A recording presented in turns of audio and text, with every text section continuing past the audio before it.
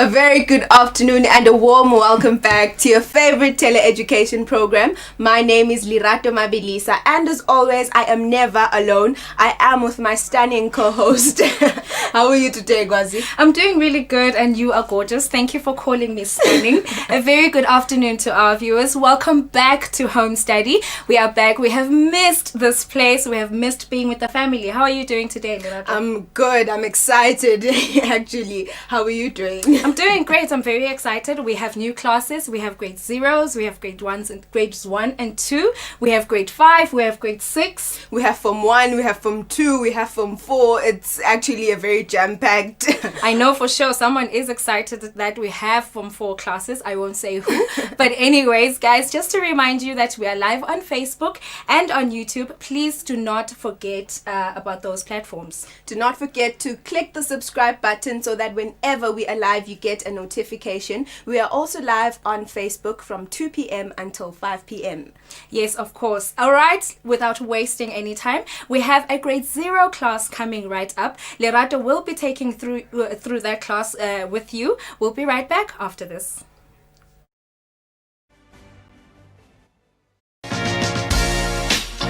Better health, better life. It's another season on your favorite program, Better Health, Better Life, here on Eswatini TV. Ayinibingelele kunemukele babukele emakhaya kulolu hlelo i-Better Health, Better Life. Lona thulula hlelo ngunokuphila masangana. It's all about our health, our better health today, and our better life tomorrow. In the midst of this global pandemic coronavirus, Better Health, Better Life brings you closer to your health professionals. Nangabe nje ngidla into legcwele amafutha lento ngidla.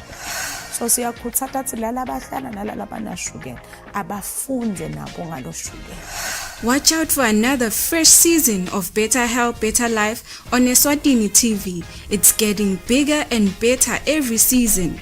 This season with COVID-19 is a must to watch for everyone in every home. Better Health, Better Life, your gateway to a healthy living.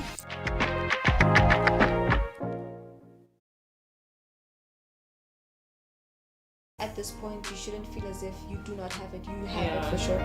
Find something you like doing. Yeah. Say invest in yourself. I am your host, Dianza Dlamini, and you're watching Fame Unfiltered.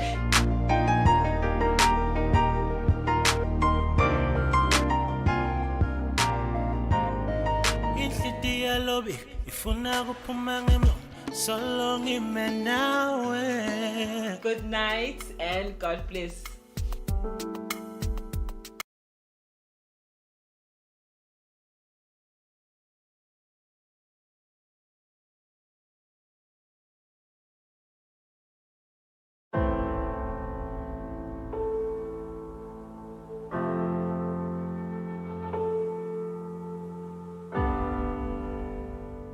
It is important every now and then to check, am I still in the receiving hand of God, or am I in the receiving hand of the lies from the enemy?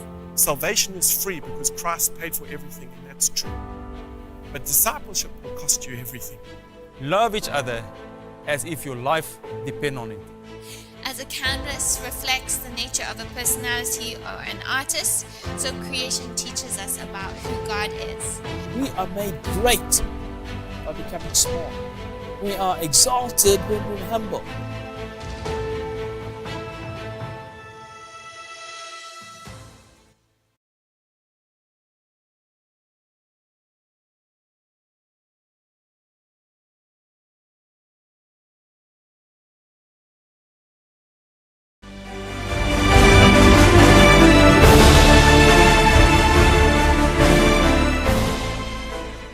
Good afternoon and welcome back to the first subject for the day. My name is Lerato Mabilisa, and with me in studio is the grade 0 teacher, Miss Ndlovu. Very good afternoon, ma'am. Good afternoon, Lerato. How are you today? I'm good, and yourself? I'm alright. You're looking pretty, eh? Thank you. Same to you, and you always do. Thank you. So today's topic is my body. Yes, Lerato. What do you expect the viewer to have learned by the end of the lesson? Right, Lerato. At the end of this lesson, the learners should be able to name the body parts, and they should be able to recognize the letter, the number, the color, and the shape of the week. Okay, without wasting any of your time, you may begin your lesson. Thank you, Okay. Lerato. Hello once again, boys and girls and viewers at home. Hope you are as excited as I am for your first lesson for the preschool going friends. Right, the first thing that we'll be learning about today is the days of the week. I hope you still remember the days of the week, and we shall do them in a song that goes like this. There's Sunday and there's Monday, there's Tuesday and there's Wednesday, there's Thursday and there's Friday, and then there's Saturday. Days of the week, days of the week, days of the week, days of the week, days of the week, days of the week. Right, and I hope everyone is asking himself, what is the day today? Now, for us to find out what is the day today, I need to remember yesterday I went to church. So it was a Sunday, and then Monday comes after Sunday. So today it is a Monday. Today it is a Monday. Here is the word Monday. Right, now we're going to put Monday over here. And then, boys and girls, say after me and as I read here. Today is Monday. Again, today is Monday. Thank you, boys and girls. Now let's move on to our next item, which is the weather. Everybody wants to know how the weather is today. Right, and we are going to sing a song of the weather. While we sing this song, please peep outside your home window and see how the weather is. How is the weather, the weather, the weather? How is the weather today? Come back quickly. Now, here I have some pictures of different weather conditions, and I will tell you how the weather is where I am. Is it rainy? No, it's not raining. Is it cloudy? No, it is not cloudy today where I am. Is it sunny? Yes, it is sunny today. It is a very sunny, hot day. Right, so today it is sunny. By the way, boys and girls, who remembers what color is the sun? The sun is, of course, yellow, and the weather is sunny today. Right, now let's move on to our next item, which is the number of the week. I hope you still remember how to count, boys and girls. So today's special number is the number 4. This is the number 4. Now, how do we write the number 4? We start at the top. If you have a paper, you just start at the top of your paper, and then you go straight down and you stop. Then you go this way and you stop again. Then you lift up your pencil and you cross it. That is the number 4. Right, let's just put our number over here. And please, boys and girls, I want you to help me count. I have some sticks in my hand, and please help me count these sticks. Let's go. 1, 2, 3, good, and 4. Right, we have 4 sticks, and this is the number 4. Can we please count the sticks again? 1, 2, 3, 4. Right, that is the 4 sticks for the number 4. You are doing great, boys and girls. Now, let us move on to our next item, which is the shape. The shapes, we see them all around us. When we look at houses, they are of different shapes. Windows, they are of different shapes. Even our toys that we play with, they are also of different shape. Now we'll have to know what is the shape for today. Now, our shape for today is a circle. This is a circle. How is a circle? A circle is round like a ball. A circle is round like a ball. Right, and this circle, who can tell me what color it is? Yes, someone knows it is color blue. Now, I want you to think of some things that you know that are shaped like a circle. Right, someone is saying a plate, teacher. Yes, of course, we do have plates that are shaped like the circle. And someone is saying the wheels of my bicycle. The wheels of the bicycle are also shaped like a circle. And even the wheels of a car, that's why they go round and round. Right, so let's put our circle over here. The shape of this wig is a circle. Right, now let's move on to our next item, which are the colors. Yes, colors, we also see them everywhere. Actually, they make our world look so beautiful. We see trees, they have colors. We see flowers, they have beautiful colors. And now, for our colors, I would like us to get ready to move about because we've been sitting for a long time. Right, if you see a color here, I have some colored cards. And if you see a card that matches the clothes that you're wearing, you just stand up and you're going to move about. Right, the first color is the color red. If you're wearing red, stand up, stand up. If you're wearing orange, stand up, stand up. If you're wearing yellow, stand up, stand up. And dance and dance and dance and dance and show your happiness. Ooh. And dance and dance and dance and dance and show your happiness. If you're wearing blue, stand up, stand up. If you're wearing pink, stand up, stand up. If you're wearing black, stand up, stand up. And dance and dance and dance and dance and show your happiness. And dance and dance and dance and dance and show your happiness. Thank you very much, boys and girls. You were looking great at home. Carry on singing the song about our color. Now, the color, we said it's color. The color for today is the color blue. As we can see here, we have number 4. It is color blue. And we also have our shape, which is a circle. It is also color blue. Now, we have these different pictures for the color blue, and we're going to stick them over there. We have that paint, it's color blue. The piggy box, it's also color blue, and that smoke too. So look around, and can you tell me one thing that you know that is always color blue?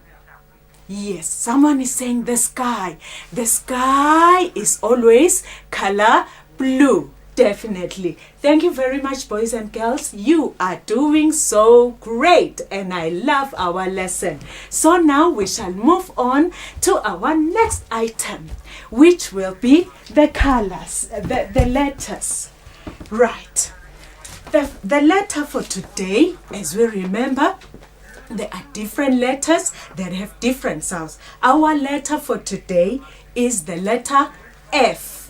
Here is the capital letter F, and here is the small letter F. Here is the small letter F. Right, let me just stick my letters over here. There are so many words that begin with these letters, and letter F has a sound. Letter F has a sound, and the sound for letter F is you just put your bottom lip in between your teeth and you go. Now, let's think of some words that begin with the letter sound. Right, someone is saying face. Yes, face begins with the letter. Here I have some pictures that have words that begin with the letter sound. The first picture that I have is this one. Who can tell me what is this picture? A fish. Yes, a fish. The sound for the word fish sounds like f, f, f. So let's just put this picture under the letter F. And then the next picture is this one. What are these? A hand, and it is showing 5 fingers, the fingers. When we say the word fingers, we first say the sound f, f, f. Right. So let's just put the fingers here. Now, let's remember, because we learned about number 4, and let's remember and count 4 fingers on our hand. 1, 2, 3, 4. And we leave out the thumbkin. Now, our last picture is this one. Who can tell me what this is? A foot. Yes, this is a foot. Foot begins with the letter F, and it sounds like f, f, for foot. Right, let's put it over there. Thank you, boys and girls. You were great. Now let's move on to our next item, which is the lesson for today. As we remember, we've been learning about myself, and we know our names, we know our ages, we know where we live. Now our topic for today will be my body. Right, here I have a friend. My friend is Fufu, and Fufu has some body parts that are missing. I want you at home to please help me fill up Fufu's body to be complete. Right, I'll just stick Fufu over here. Right, the first part that we're going to put on Fufu's body is this. Who can tell me what this is? Someone is saying the face. Yes, this is Fufu's face. And on the face we have what parts? The head, the eyes, the nose, and also the mouth. And where should I put Fufu's face? Do I have to put it over here? No. No. Do I have to put it over there? No. Over here? No. Up here? Yes. Yes. So we have to put Fufu's face over here. Oh, now Fufu looks lovely. She has her face, but there's still something that's missing about Fufu's body. We also have these 2 body parts. What do we call this? Hands. The arms. Yes, these are the arms and the hands, of course. The arms and the hands. And where do I have to put the arms on Fufu's body? Do I have to put them up here? No. Down here? No. Over here? No. Here? Yes. Yes, someone is saying yes. You are so great and so good and so clever, boys and girls. So we'll put Fufu's arms down that side, and then the other one over here. Now Fufu has the face and also the arms and the hands. Then the next part that we're going to put for Fufu is this, which is the neck, the shoulders, the chest, the stomach, and some part of the legs. Right, so where do I have to put this? Please help me. Over here? No. Over here? No. Here? Yes. Yes, you are so clever, boys and girls. So now Fufu looks so lovely. There's only one thing that's missing, by the way, the last part of Fufu. Right, look at this. What are these? Legs. These are the legs. And on the legs we also have the what? The feet. How many feet do we have? 2 feet. Right, and 2 legs. Right, and where do I have to put the feet for Fufu? Let's try them over here. Oh, Fufu would look very funny like that. And how about here? Yes, we just put them over here. Now Fufu is nice and complete. She looks lovely. She has the head, the eyes, the ears, the nose, the mouth, the neck, the shoulders, the chest, the stomach, and the legs, and the feet. Thank you very much, boys and girls. You were great. But before we come to an end of our lesson for today, I would like us to sing this song. It goes like this. My head and my shoulders, my knees and my feet. My head and my shoulders, my knees and my feet. My head and my shoulders, my knees and my feet. They all belong to me. My ears, my ears, my eyes, my nose and my mouth. My ears, my eyes, my nose and my mouth. My ears, my eyes, my nose and my mouth. They all belong to me. Thank you, boys and girls. You were wonderful. I hope you had a great time on our lesson for today. Right, let's quickly go over our lesson. Right, we said the letter for today is the letter F, and the sound for letter F is F. And also, the shape of the week is a circle. And the number that we counted today is number 4. And the weather, we said it is nice and sunny. Right, that is the end of our lesson for today, boys and girls. I hope you enjoyed it. I'm sure that the grade zeros at home enjoyed the lesson. It was very interesting. Thank you for coming, Miss Ndlovu. Thank you very much, Lelato, for having me. Okay, we're hoping to see you again. I hope so too.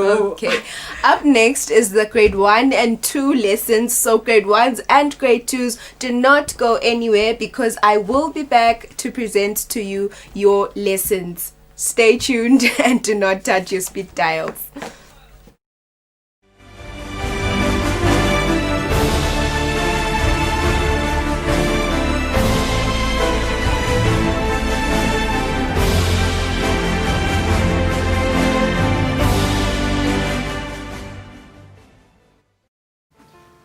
Did you think about what I said? I did, and I've made my decision. I'm not going to wait for the courts to return my son to me. I'm going to go get him. Ow, it hurts! Hey, I haven't even touched you yet. Stop being a baby. Kandimba! Get back here! Kandimba!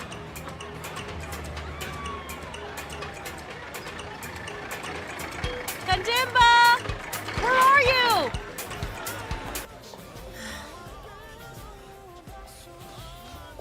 What's with that face? You don't feel well? How did your interview go? Bad. Really bad. Well, I'd like to have a cup of coffee, please. I want to help you out. Your I really father can't. won't let you. It's just that at this time, the sales of the store don't justify hiring another person, Auntie. But if that's the issue, I could work on commission, Sarah. I already proved to you I'm a good Look, salesperson. I'm really sorry, but jobs don't just pop up because people need them. Maybe you should find someone who feels as lonely as you do. Someone who knows how to spoil you and likes it.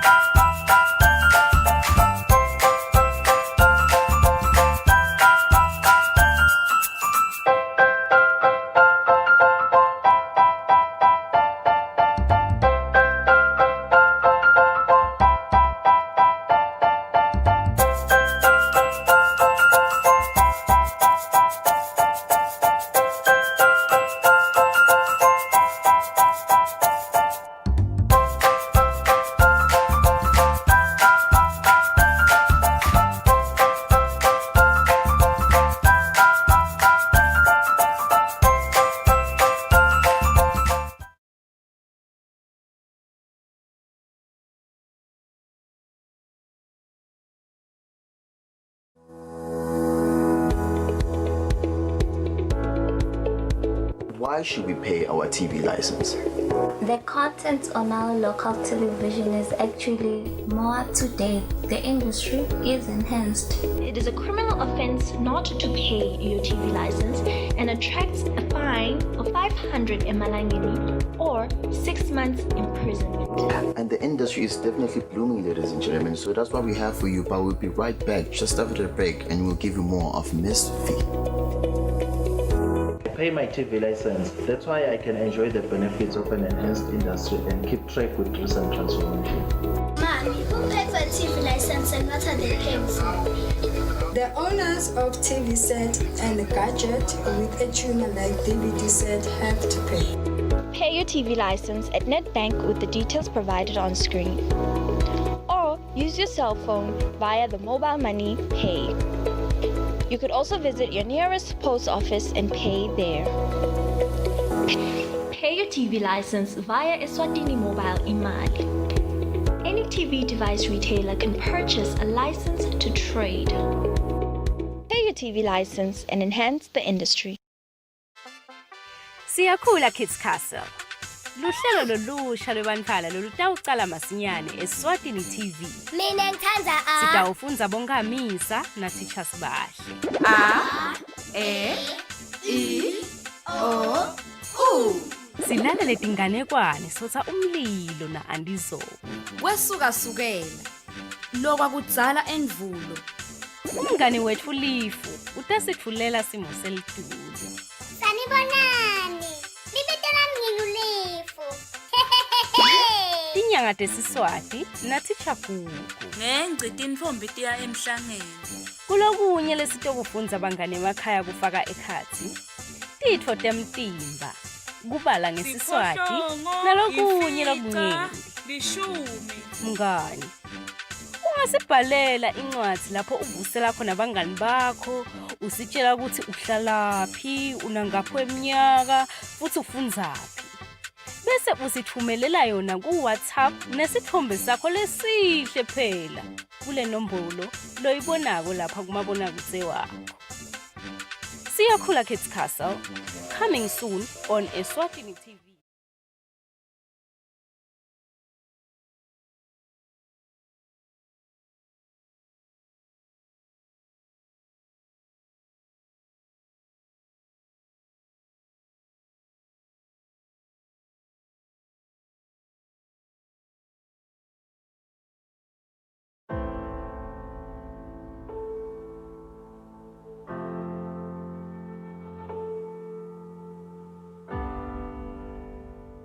It is important every now and then to check, am I still in the receiving hand of God, or am I in the receiving hand of the lies from the enemy? Salvation is free because Christ paid for everything, and that's true. But discipleship will cost you everything. Love each other as if your life depends on it. As a canvas reflects the nature of a personality or an artist, so creation teaches us about who God is. We are made great by becoming small. We are exalted when we're humble.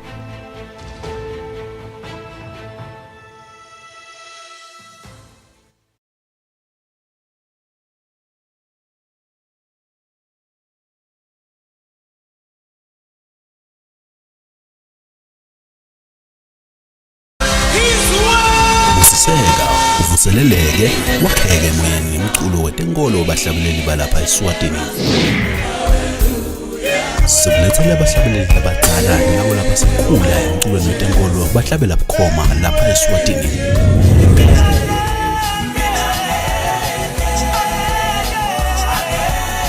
Siphinde sixoxisane kabanti ngalaba kwentako emsebentini wabo wekuhlabelela igospel konke kungidinisa simakathe. Ungaphuthelwa ngomculo wegospel khona lapha eSwatini TV.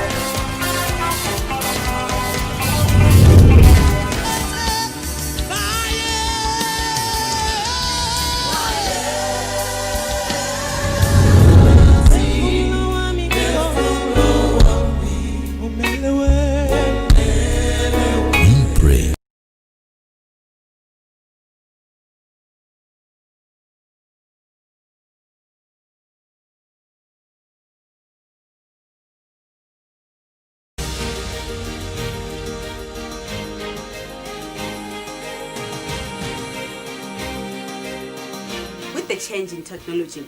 Out-of-home digital media is designed to grab the attention of people who are always on the go. You can now watch your favorite show, Usile Breakfast Show, and Tinzaba at 7 on your favorite YouTube channel. It's simple. You can stream these shows by following these quick, easy steps. Number 1, open YouTube. Number 2, search for Eswatini TV and click on Eswatini TV. Number 3, after you had entered on Eswatini TV, look for Tinzaba or KPS. And while you at it, don't forget to like, subscribe, and ring the bell button to get notifications of our video uploads and streams. And lastly, enjoy the stream. Stay home and watch Eswatini TV. Stay safe.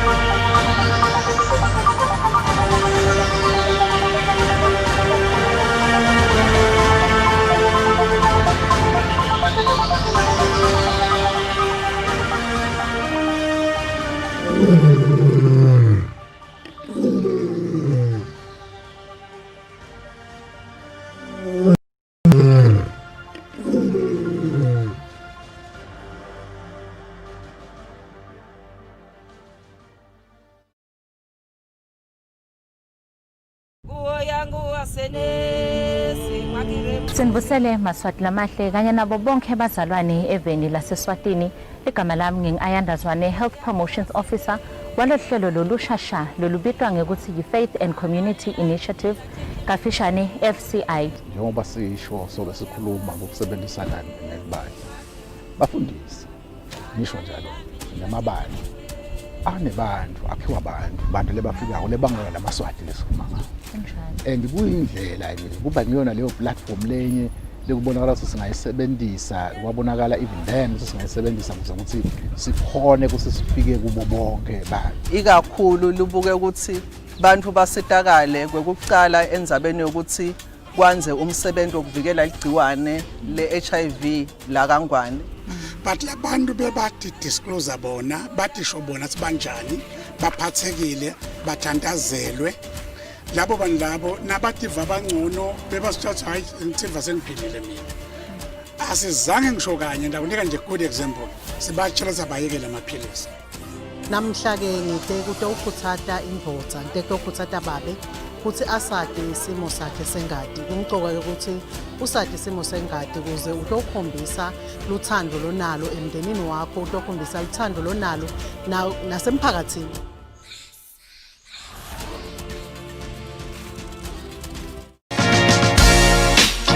Better health, better life. It's another season on your favorite program, Better Health, Better Life, here on Eswatini TV. Ayinibingelele kunembukele babukele emakhaya kulolu hlelo i-Better Health, Better Life. Lona thulula hlelo ngunokuphila masangana. It's all about our health, our better health today, and our better life tomorrow. In the midst of this global pandemic coronavirus, Better Health, Better Life brings you closer to your health professionals. Ifake emlonyeni wakhe. Nangabe nje ngidla indlo legcwele amafutha, le ndlo ngidla. So siyakhuthaza ukuthi lala abahlala nalala banashukela abafunde nabo ngaloshukela.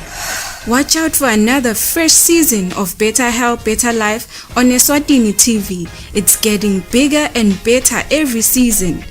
The season with COVID-19 is a must to watch for everyone in every home. Better Health, Better Life, your gateway to a healthy living.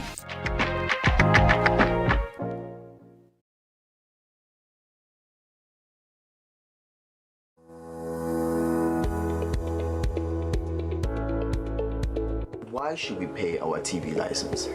The content on our local television is actually more up to date. The industry is enhanced. It is a criminal offense not to pay your TV license and attracts a fine of 500 emalangeni or 6 months imprisonment. And the industry is definitely blooming, ladies and gentlemen. So that's what we have for you. But we'll be right back just after the break and we'll give you more of Miss V. Pay my TV license. That's why I can enjoy the benefits of an enhanced industry and keep track with recent transformation. Mommy, who paid for a TV license and what are they paying for? The owners of TV set and a gadget with a tuner like DVD set have to pay. Pay your TV license at NetBank with the details provided on screen. Or use your cell phone via the mobile money Pay. You could also visit your nearest post office and pay there.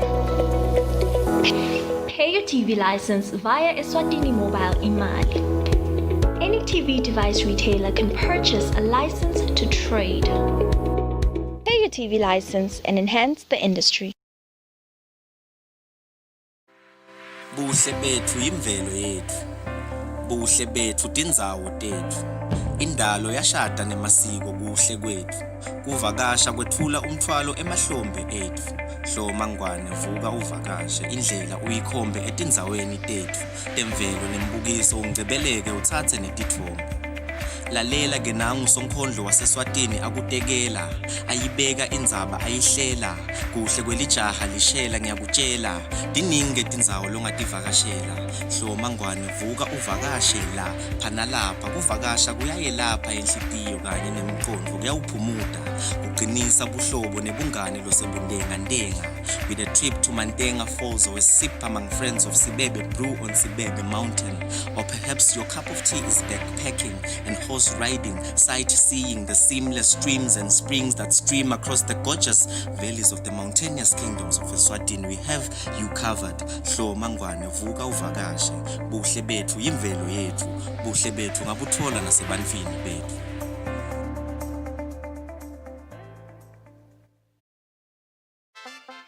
Siyakhula Kids Castle.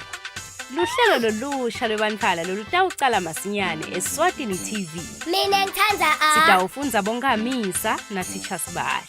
A, E, I, O, U. Silalele tinganekwane sotha umlilo na andizo. Kwesukasukela lokwakudzala endvulo. Umngani wethu Lifu utasitfulela simo selitulo. Sanibonani. Libetela mngilulifu. Tinyanga tesiswati nathi chakuku. Ngengci tinfombi tiya emhlangeni. Kulokunye lesitokufundza bangane emakhaya kufaka ekhatsi. Titfo temtimba. Kubala ngesiswati nalokunye lokunyenti. Lishumi. Mngani. Ungasibhalela incwadzi lapho uvusela khona abangani bakho, usitshela ukuthi uhlalaphi, unangapho eminyaka, futhi ufundzaphi. Bese usithumelela yona ku WhatsApp nesithombe sakho lesihle phela kule nombolo loyibonako lapha kumabonakudze wakho. Siyakhula Kids Castle, coming soon on Eswatini TV.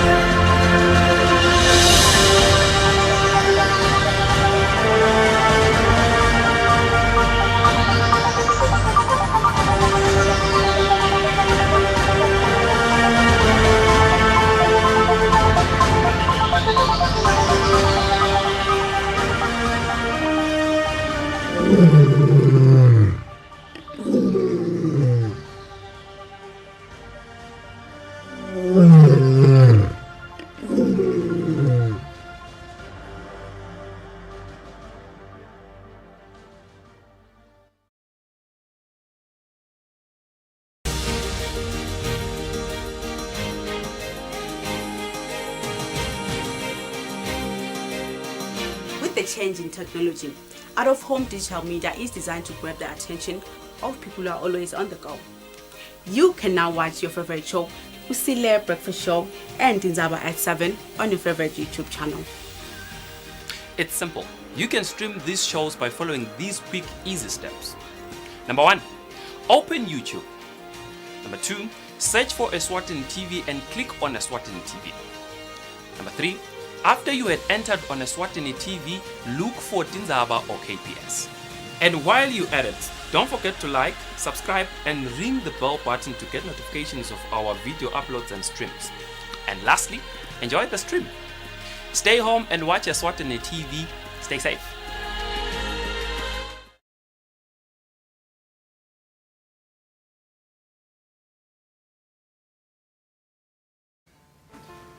Did you think about what I said?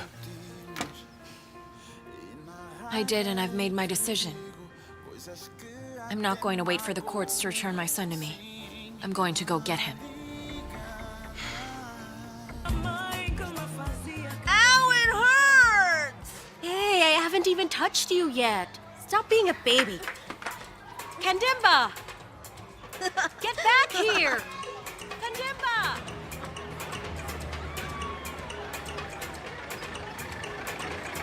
Kandimba! Where are you?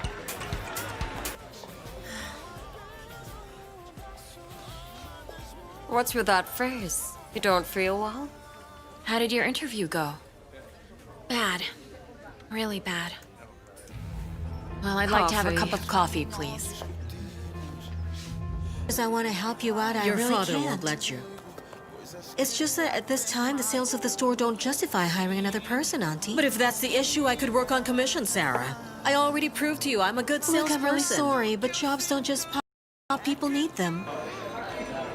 Maybe you should find someone who feels as lonely as you do. Someone who knows how to spoil you and likes it.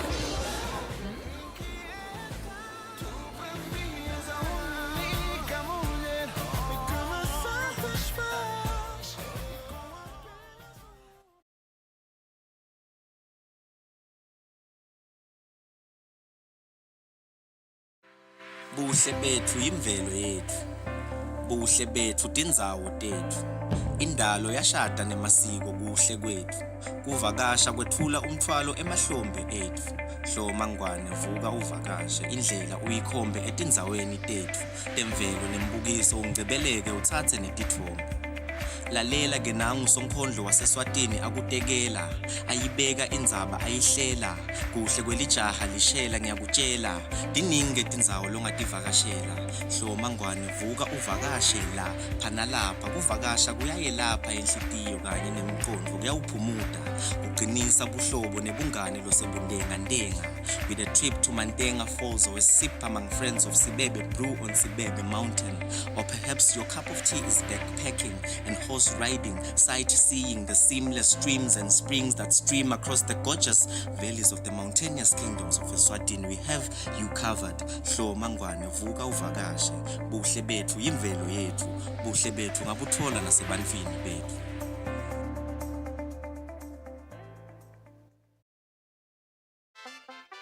Siyakhula Kids Castle.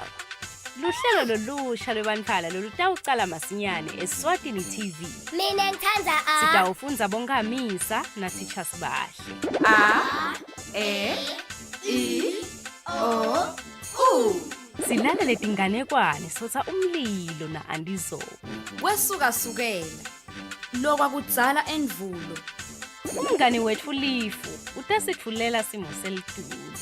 Sanibonani. Libetela mngilulifu. Tinyanga tesiswati na teacher Gugu. Ngengcita intfombi tiya emhlangeni.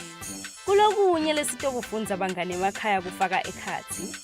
Titfo temtimba. Kubala ngesiswati nalokunye lokunyenti. Lishumi. Mngani. Ungasibhalela incwadi lapho uvusela khona abangani bakho, usitshela ukuthi uhlalaphi, unangapho eminyaka, futhi ufundzaphi. Bese usithumelela yona ku WhatsApp nesithombe sakho lesihle phela kule nombolo loyibonako lapha kumabonakudze wakho. Siyakhula Kids Castle, coming soon on Eswatini TV.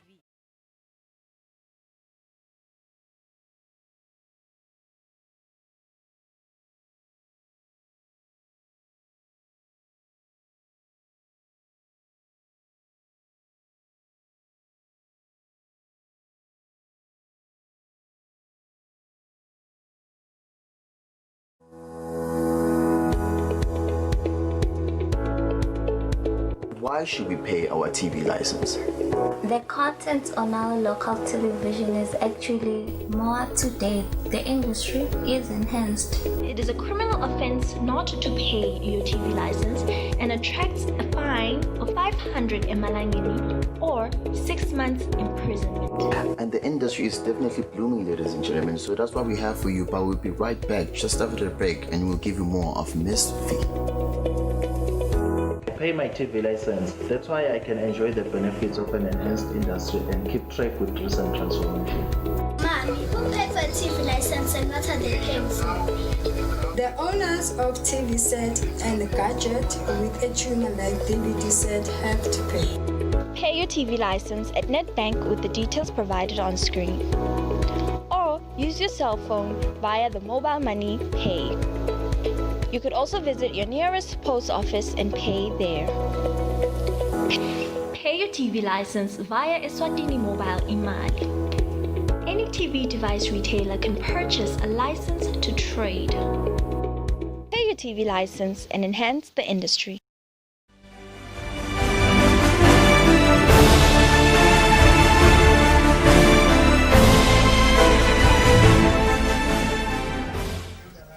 Welcome back, viewers, to the second subject for today, and we are doing English language with Miss Mathebula, with Miss P. Mathebula. And sorry for the delay, but do not worry, we are back and we are continuing with your subjects, grade 1s and grade 2s. A very good afternoon, ma'am. How are you? I'm well, thank you, Lerato. How are you doing? I'm all right. It's a good day, isn't it? It is, it is. Okay. So today's topic is myself. Yes, it's myself. What do you expect your viewer at home to have learned by the end of the lesson? Well, by the end of the lesson, I expect the learner to listen to introductions, draw a picture of themselves, and also write their name and surname. Okay, without wasting any time, you may begin your lesson. All right, thank you, Lerato. Okay. Good day, how are you? Good day, how are you? Sawbona, unjani? Sawbona, unjani? Good day, how are you? Good day, how are you? Good day, dear learner. Welcome to our lesson for today. I am teacher Mathebula and I'll be taking you for English, that is for foundation, grade 1 and 2.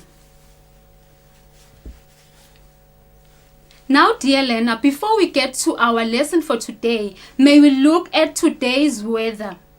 Now, we have sunny, partly cloudy, rainy, stormy, windy, and snowy. May I give you some time, dear learner, to just peep through your window and look at today's weather. Right now, dear learner, I am in Babani and the sun is shining brightly in the sky and there are few clouds, so we can say that today's weather here in Babani is partly cloudy. Sorry about that. Moving on, dear learner, for our lesson today, I'd love for you to have a pencil, an exercise book, an eraser, and crayons. By the end of this lesson, dear learner, I'd expect you to have listened to people introducing themselves. You will also write your name and surname. And lastly, you will have to draw a picture of yourself. Now, dear learner, take a look at this picture I have with me here. What do you see, dear Lena? Well, I can see a boy and a girl. The boy seems to be saying something to the girl. We see that by this. This is a speech bubble. And there are words inside to show that the boy is saying something. Let's look at the girl now. Is she saying anything? No, because there is no speech bubble to show that she's saying something, but she's just said. Now, dear Lena, let us read what the boy is saying to the girl. Hey you, he shouts. Is the girl responding? No. Why do you think the girl is not responding? Well, it could be because she just doesn't want to talk. But imagine, dear Lena, how would you feel if somebody called you, hey you? In Siswati, they would be basically saying, yewena. How would that make you feel?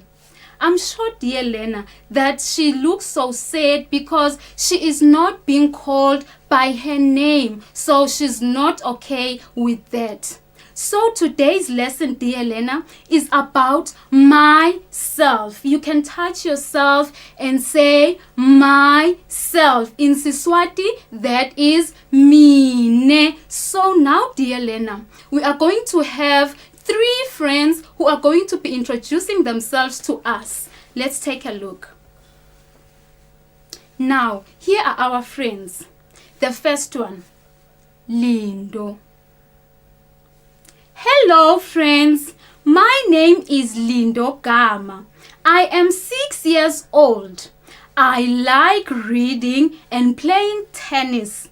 I do not like gossiping.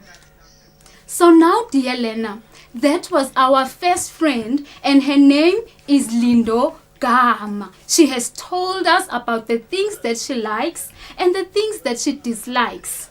Now, dear Lena, let's look at our second friend. Good day, friends. My name is John Smith. I am a boy. I am 7 years old. I like playing with my pet. I do not like swimming. Now, dear Lena, that was John Smith. He has also introduced himself to us so we can be able to call him, hey John, instead of saying, hey you. Now, dear Lena, let's have our third friend. Good day, friends.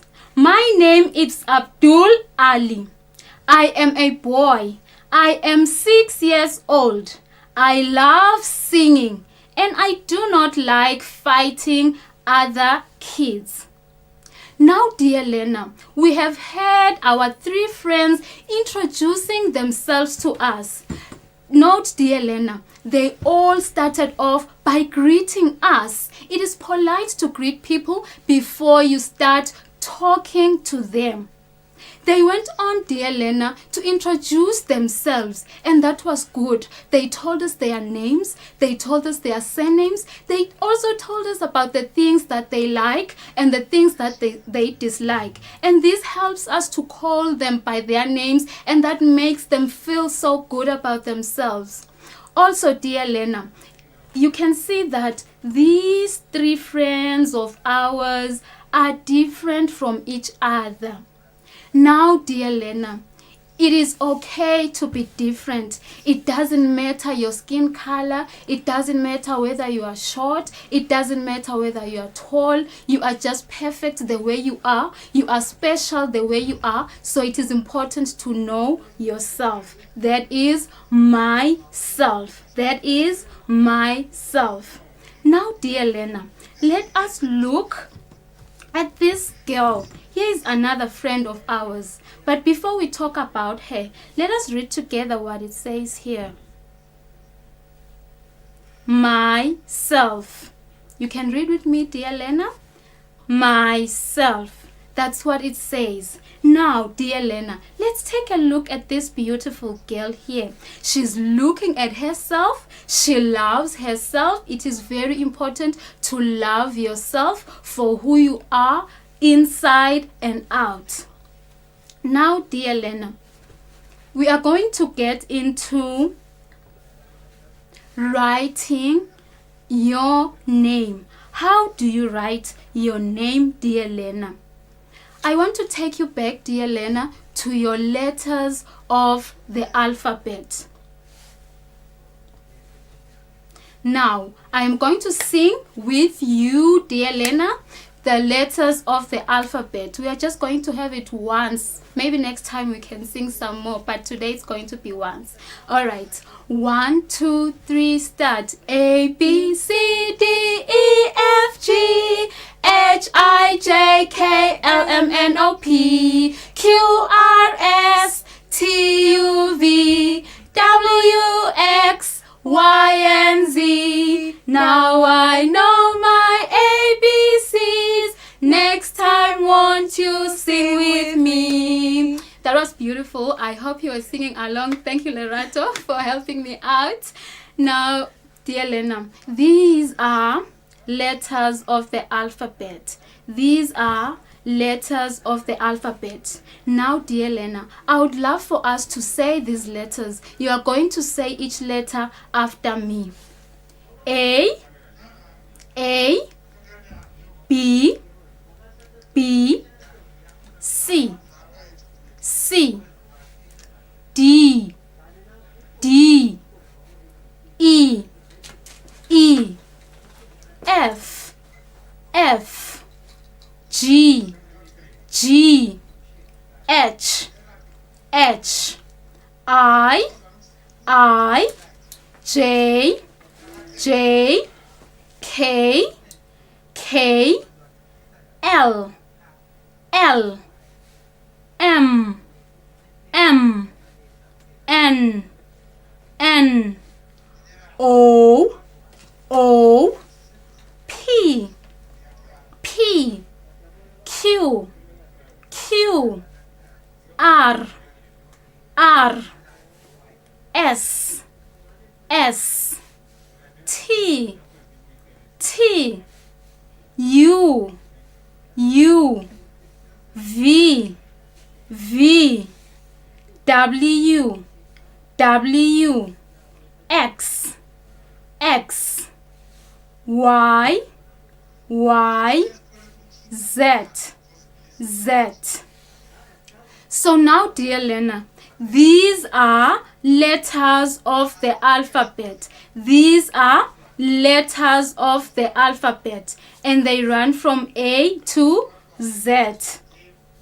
Now, dear Lena, these letters of the alphabet are written in capital letters. For our lesson today, dear Lena, I highlighted earlier that you are going to write your name and your surname. When you are writing your name and your surname, dear Lena, the first letter of your name should be written in capital letters. Maybe your name is Lindo. Then your name will begin with capital letter L. Your name will begin with capital letter L. Maybe your name is Owami. Then your name will begin with capital letter O. Capital letter O. Maybe your name is Dudu. Then your name will begin with a capital letter D. Now, dear Lena, when I highlighted that when you begin your name, you should begin it with a capital letter, and then the rest of the letters should be small letters. Your surname, dear Lena, should also have that form.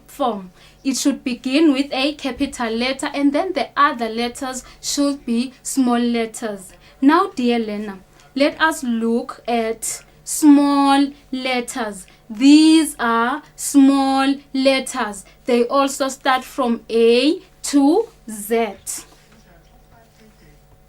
Now, dear Lena, I know that you have all the time in the world, so I would love for you, with the assistance of family, whoever is with you at home, a bigger brother or a bigger sister, ask them to help you make this letter card. I just used a box of cornflakes, cut it out, and then I wrote my letters of the alphabet. Have this with you and it will help you even for other lessons that you are going to have. So you have your letters there, A, B, C up to Z. This is going to help you as we do other things going on.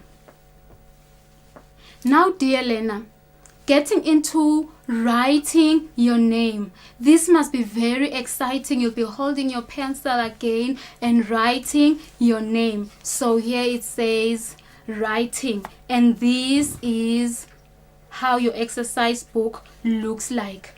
Remember, dear learner, this space, all of this space, this side is for you. That is where you are to write. And this side, just beyond the red line there, is the teacher space. So you are not expected to write on this side. So you have the bigger space and your teacher has the small space. Now, when you are writing your topic, for example, myself, try to write it at the center, dear learner.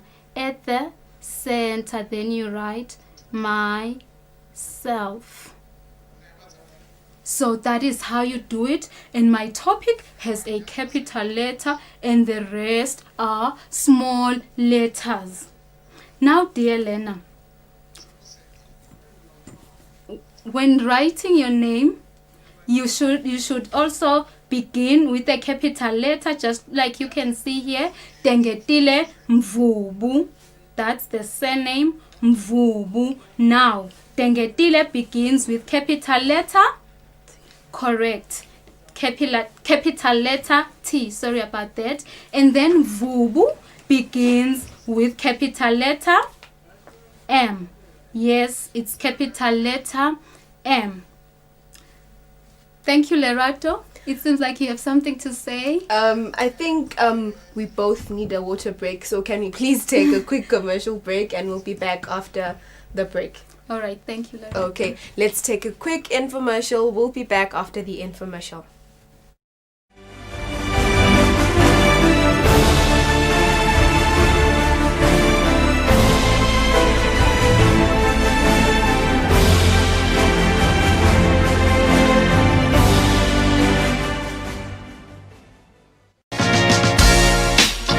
Better Health, Better Life. It's another season on your favorite program, Better Health, Better Life, here on Eswatini TV.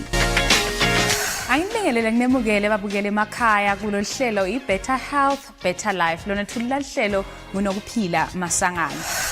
It's all about our health, our better health today, and our better life tomorrow.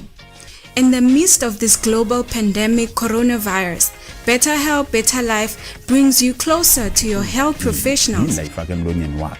Nangabe nje ngidla indvo legcwele mafutsa lendvo ngidla.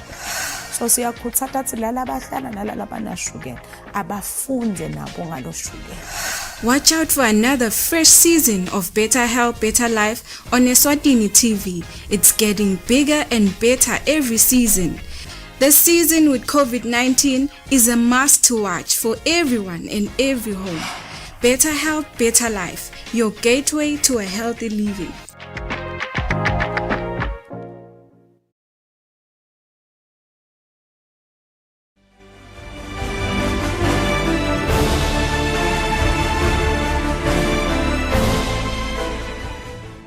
Welcome back, grade 1s and 2s. We are still learning English language with Miss Matebula. I almost forgot that. So, ma'am, without wasting any time, you may continue with your lesson. All right, thank you. Okay. Welcome back, dear learner. Before we went for our break, we were talking about writing, and I showed you how you always have to center your topic like we're doing myself, and then getting into your name. For today's lesson, I would love for you to write your name down at the end of your page so that we leave the other space for drawing your beautiful picture. Lindo Gama.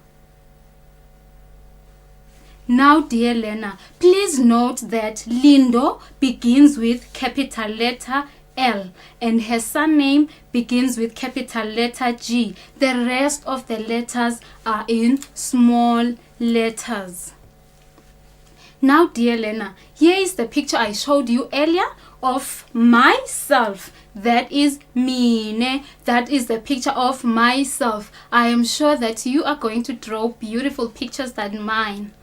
And you are also expected, dear learner, to color in those pictures nicely. Remember that we do not color outside the border, but color inside the picture. Let's take a look again, dear learner. The name that we have. This is Tengetile Mvubu. Note, dear learner, that Tengetile begins with a capital letter. And this is capital letter.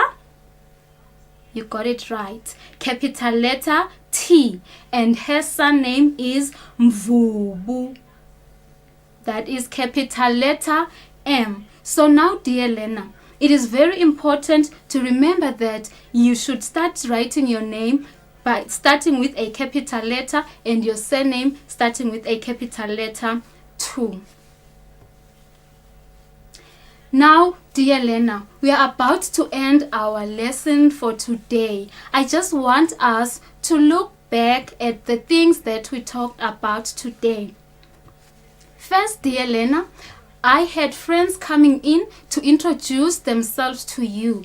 That was one of the things I had expected for you to do before the lesson ends. So I introduced to you 3 friends. Remember, dear learner, it is very polite for you to greet people before you say anything to them.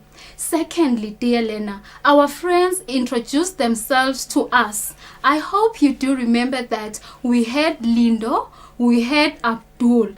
And then, dear learner, I also went on to say that when you talk to people for the first time, it is also important for you to tell them about the things that you like and the things that you dislike so that they can be able to treat you the way you want to be treated. Dear learner, I also highlighted that those friends are different from each other, and being different is okay. You are special the way you are. Dear learner, I hope that you'll keep safe from corona by washing your hands. Stay safe. See you next time. Thank you very much, Miss Matebula. That was a very interesting lesson. We're hoping you're going to come again next time. Certainly. Thank you so much. Okay, thank you very much for watching grade 1s and 2s. And I'm sure the grade 3s, grade 4s, Form 1s, Form 2s, and Form 4s are a bit worried. But do not worry. All of you guys will get to learn today. And we will be out at 5:30 and not at 5. So everyone will get a chance to learn. Without wasting any time, I'm going to be presenting the next lesson. So thank you very much for coming, ma'am. Thank you so much. It's been a pleasure.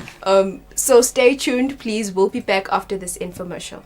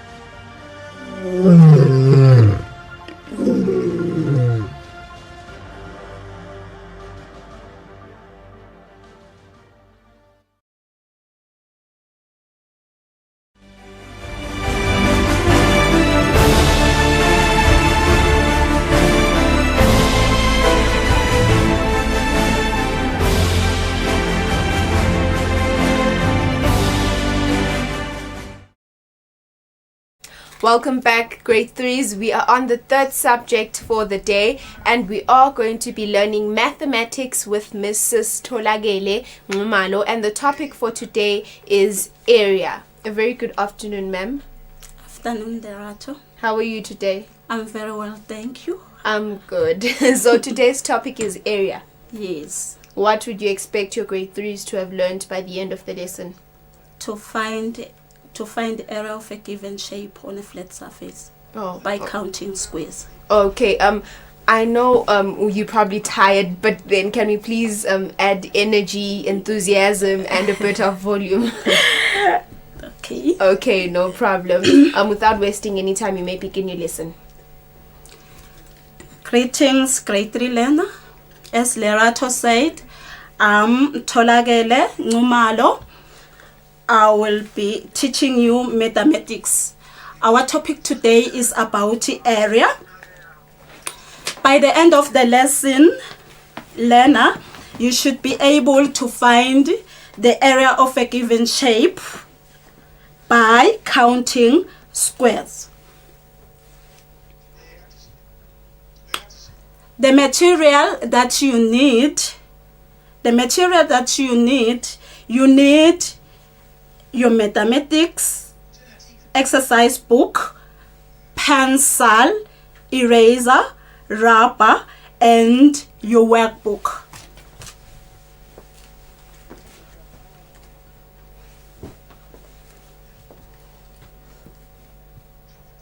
Words that will be used often today is the word rectangle. What is a rectangle? A rectangle is a flat shape with 4 sides, and the opposite sides are equal in length. What you already know, learner, you know this shape. This is a square and it has 4 sides. The sides of a square are equal in length. And this shape, this flat shape, it is a rectangle. It is also a flat shape. The sides of the opposite sides, when I'm talking about the opposite sides, I'm talking about the sides that are facing each other. They are equal in length. Even this side is equals to that side.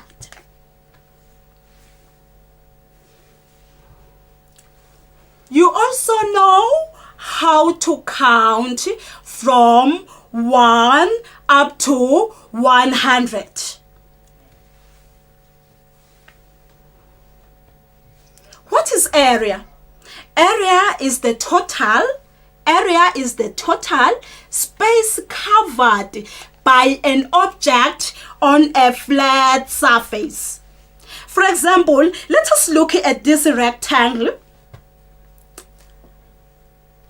The area of this rectangle, it is shown by the blue color. The blue color covered a space inside the rectangle.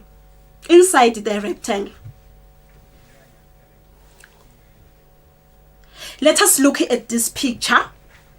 When you look at the wall, there are rectangular tiles. These are the rectangular tiles. They also occupy a space on the wall. Let us look at this picture again. These are triangular tiles.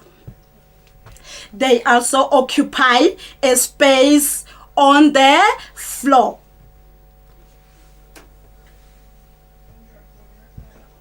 Let us look at this rectangle. This rectangle, it is made up of square tiles. These are the square tiles. One way of finding area is by counting the number of square. For example, here we're going to count the number of square tiles. So let us count the number of square tiles. 1, 2, 3, 4, 5, 6, 7, 8, 9, 10, 11, 12, 13, 14, 15. So the area of this rectangle covered by the tiles, it is 15 square units. Let us look at this figure. Find the area of each figure. Here, this is a square unit. This is an example of a square unit. So when we look at this figure, we can see that there are square units inside. So remember, when finding area, you count the number of square units inside the figure. So what is the area of this rectangle? The area of this rectangle, we will find it by counting the number of square units inside. Let us count. 1, 2, 3, 4, 5, 6, 7, 8. So the area of this rectangle, it is 8 square units. Now let us look at this figure. What is the area of this figure? We will find the area by counting the number of square units. Let us count the square units. 1, 2, 3, 4. So the area here, it is 4 square units.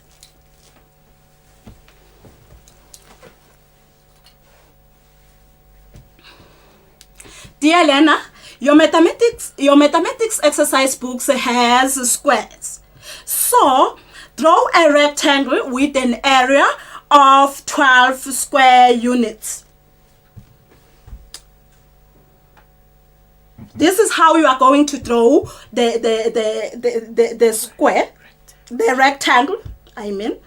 1, 2, 3, 4, 5, 6, 7, 8, 9, 10, 11, 12. So this is my rectangle.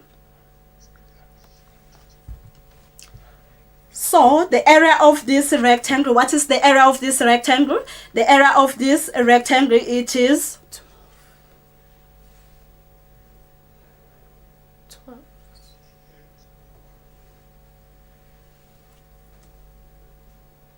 The area of this rectangle, it is 12 square units. Dear learner, let us find the area of this shape. Let us look at this figure. Here we will count the number of square units. Let us count them. 1, 2, 3, 4, 5, 6, 7, 8, 9, 10. 10 square, the area, it is 10 square units. Let us look at this figure. We can see that there are whole square units and half square units. We have two half square units. So when finding the area of this figure, we will join this half square unit to this one to get a square. Then we will continue counting. We already have 1, then 2, 3, 4, 5, 6, 7. So the area of this figure, it is 7 square units.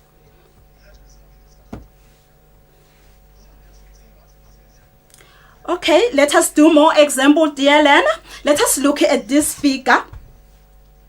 Here, we will only count the number of square units. Let us count them. 1, 2, 3, 4, 5. So the area of this figure, it is 5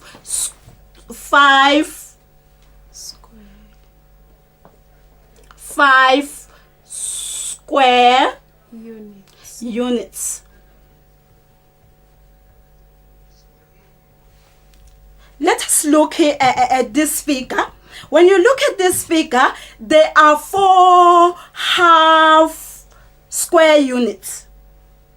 So we need to join this half square unit to this one to make it a square, and we join this half square unit to this one. Then we have another square. So now we already have 2 squares. So let us continue counting the number of squares. We have already have 2. So let us count 2, 3, 4, 5, 6, 7, 8, 9, 10. So the area of this figure, it is 10 square units.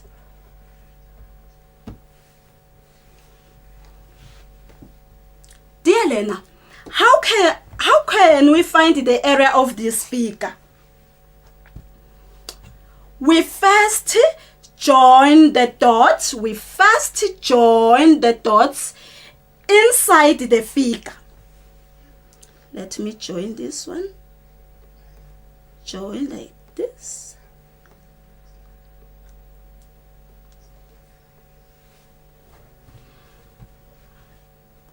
What is the area of this figure? Then you count the number of square units inside the figure. Let us count. 1, 2, 3, 4, 5, 6, 7. So the area of this figure, it is 7 square units. Now, let us look at this figure. Even here, we will join the dots inside the figure. We get a whole square. If we join this dot, we get a whole square. And if we join here, we get another whole square. And if we join here,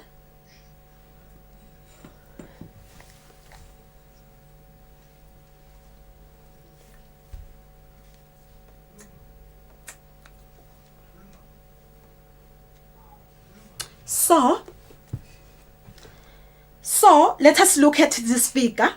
When you look at this figure, you can see that we have 3 whole square units, and we have 4 half square units.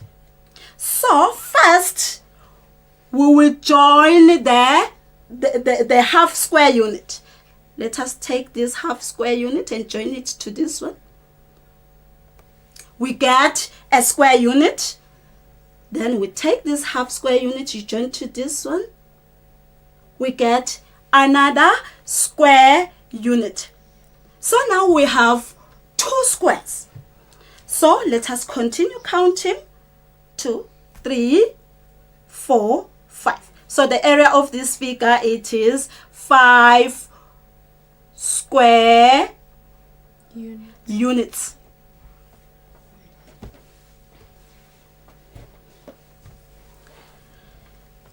Evaluation.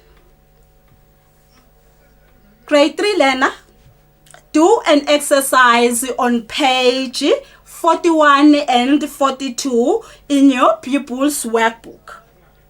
where it says, find the area of each figure by counting small squares. For example, here we have a figure. We will count the number of small squares here. 1, 2, 3, 4, 5. So the area here, it is 5 square units.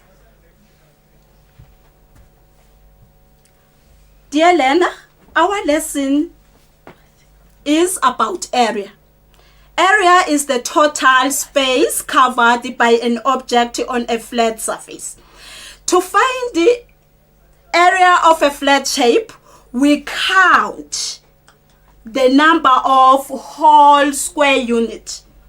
If they are half square units, we put them together to make up a whole square unit. Thank you, dear Lena. Over to you, Lena. Thank you very much, Mrs. Nxumalo. That was a very interesting lesson, and I'm hoping that you're going to come back next time. Sorry. Yes, thank you. Okay, no problem. From 1s, from 2s, and from 4s, I hope that you are ready, because Nogwazi is going to be back with your subjects after this infomercial. So from 1s and from 2s, you're going to be learning English language. From 4s, you're going to be learning mathematics. And from 4s again, you're going to be learning English language. So stay tuned, because Nogwazi will be back after this infomercial.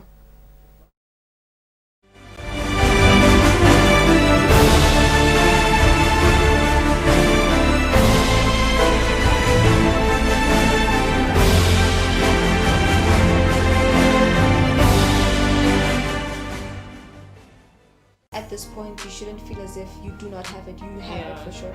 Find something you like doing. Yeah. Say invest in yourself. I am your host, Tianza Dlamini, and you're watching Fame Unfiltered.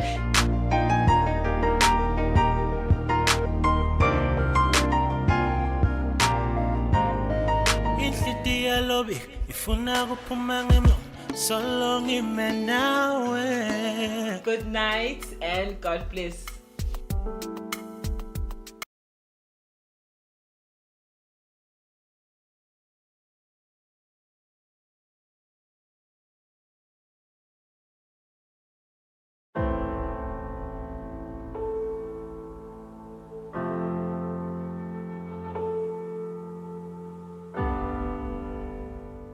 It is important every now and then to check, am I still in the receiving hand of God, or am I in the receiving hand of the lies from the enemy? Salvation is free because Christ paid for everything, and that's true. But discipleship will cost you everything. Love each other as if your life depends on it. As a canvas reflects the nature of a personality or an artist, so creation teaches us about who God is. We are made great by becoming small. We are exalted when we're humble.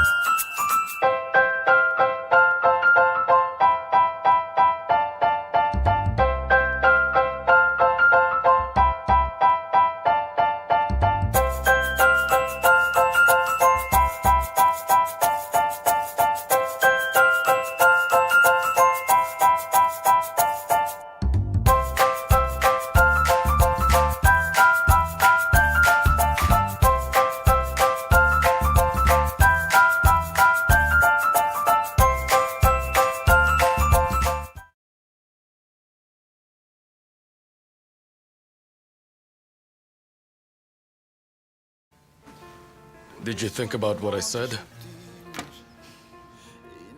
I did, and I've made my decision. I'm not going to wait for the courts to return my son to me. I'm going to go get him. Ow, it hurts! Hey, I haven't even touched you yet. Stop being a baby. Kandimba! Get back here! Kandimba!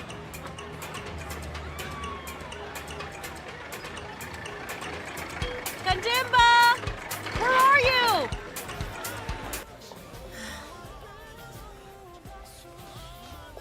What's with that face? You don't feel well?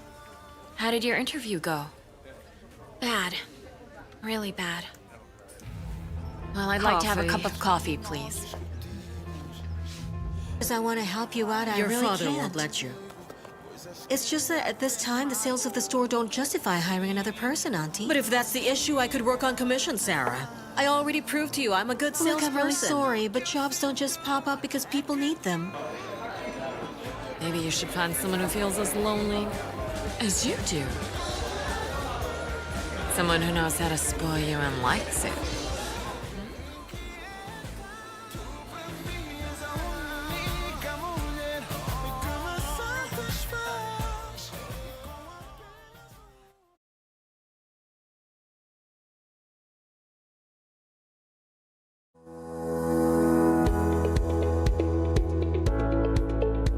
Why should we pay our TV license?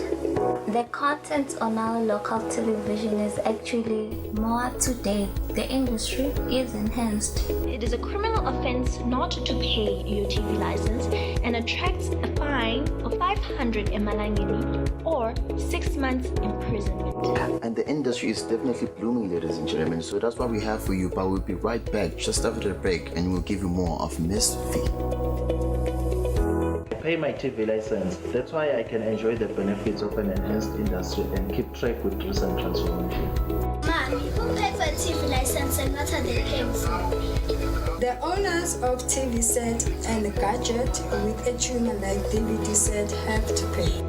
Pay your TV license at NetBank with the details provided on screen. Or use your cell phone via the mobile money Pay. You could also visit your nearest post office and pay there. Pay your TV license via Eswatini Mobile Imali. Any TV device retailer can purchase a license to trade. Pay your TV license and enhance the industry.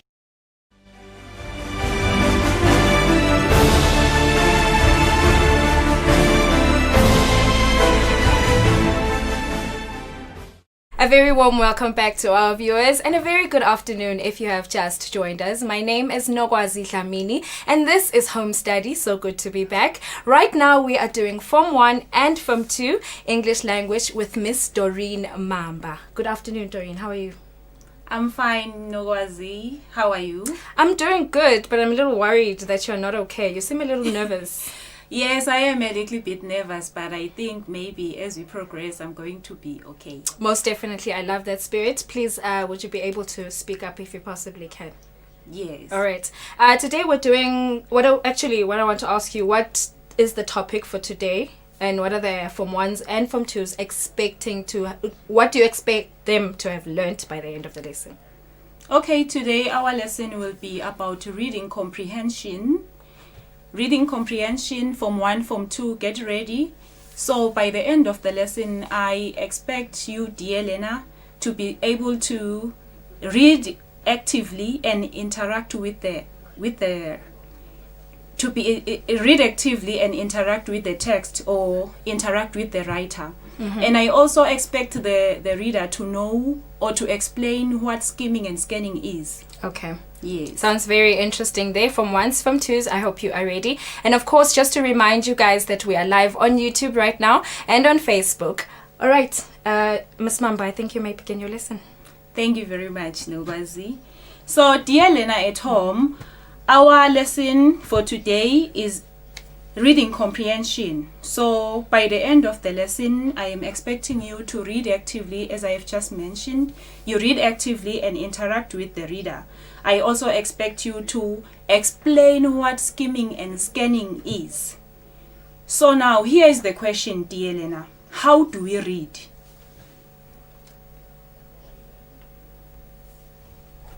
how do we read, dear learner? So you should know that when we read, there are some expectations that we have to do. This is what to do when you read. We read for meaning.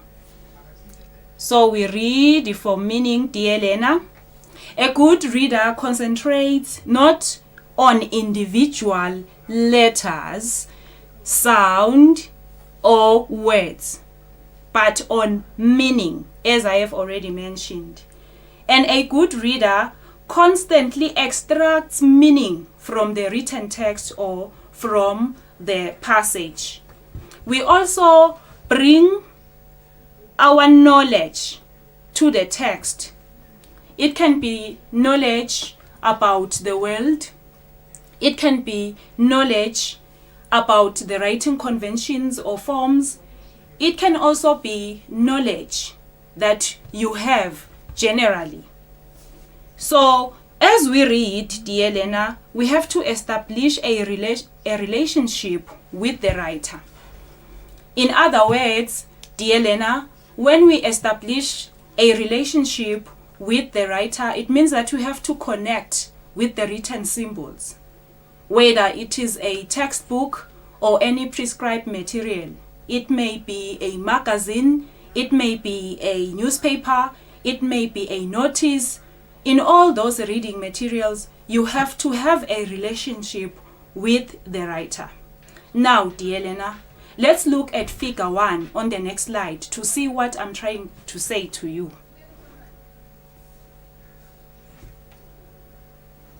Yes, this is the figure that summarizes everything that I have just said to you, dear learner. So, as you see, we have a writer here. This is our writer. The writer has an idea or a message in his mind. So he will try by all means to encode whatsoever idea or message through written symbols. So to encode, it means that the writer is trying by all means to convert or to try to make whatever is in his mind to be in written symbols or in letters or anything. So any written text shows us that this was an idea that was in the writer's mind. So, dear learner, we also have a reader. This is our reader. The reader tries to decode the message that was intended by the writer. When we are decoding, it means that you are extracting information from the written symbols. It means that you are trying to clarify or to simplify whatsoever the reader was trying to pass across to you as a reader. So by so doing, you have forged a relationship between you, reader, and the writer. Moving forward, dear learner. So here is a summary of what I was talking about. Figure 1 shows that the writer has an idea or message he wants to transmit. He encodes, as I have said, that he encodes, which means whatever is in his mind, he tries by all means to convert it to written symbols or letters. Now, the reader has to get at the writer's message through these written symbols, that is decoding. So now here is a problem, dear learner. The problem here is that the written symbols do not carry the meaning. So what should the learner do then? Or what should the reader do as you are reading that comprehension passage? The reader has to try by all means to bring previous knowledge to the text. Try to bring previous knowledge to the text in order to understand in order to understand the meaning of the symbols. And the reader must have knowledge about the writing conventions and the forms. What do we mean by the writing conventions, dear learner? We mean that as a learner, you should know that in English language, there are some writing conventions that we use as a jargon of English language. For example, when you say Dear John is a writing convention used in letter writing as a way of greeting. Not that maybe someone loves John, but the dear is a salutation or is a way of greeting, which is a writing convention used in English language. Let's move forward, dear learner. So this is something that has to come to your mind as you read. When you are reading, you should know that the information on the page is on letters and symbols. So there is information on the page. That's the information that was intended by the writer. There is also information in your head, because your mind should have something. It will be knowledge about the code and language. For example, if the written text is in English, you should have knowledge about English language in order for you to read. If you do not know English language, it means that you won't comprehend or you won't understand. You should also have knowledge about writing conventions and forms, as I have already mentioned, that you should know how we use the writing conventions in English language. Like when we are greeting each other through letter writing, we will say, Dear John. And learner, you should also have knowledge about the world in general. That is the prior knowledge that you should bring as you are reading the text. Let's move forward, dear learner. There is also another strategy that we use when we read. We guess and we predict when we read. This will increase our speed when reading any comprehension passage or any text. So we have seen that in order for the reader to understand the writer's message, the reader must share certain knowledge with the writer. On the basis of this shared knowledge, the reader can guess. What do we mean by guessing and predicting? It means the reader anticipates what the text will be about through maybe reading the subheading or the heading or anything that he may read without reading the entire text. So the reader doesn't need to decode every word or letter, but you have to guess and predict in order to improve your speed in reading. Now, dear learner, let's focus on this piece of writing and tell me what the following sentence say. Remember to use your guessing and your prediction skill. You should also remember to use your prior knowledge when reading this text or this sentence. Here is the sentence, dear learner. What does it say? I want you to focus at it. Just focus. Give yourself just 5 seconds, to see what it means or what it says through using your guessing and predicting skills. So, dear learner, the sentence says, reading is very important. So, through using our guessing and prediction skill, we now know that the sentence says, reading is very important. Moving forward, dear learner. Here is another activity. Let's use our guessing skill and our prior knowledge in order to give the names or to say the names of these places.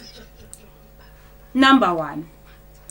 Imagine that you are watching television and you see names of places.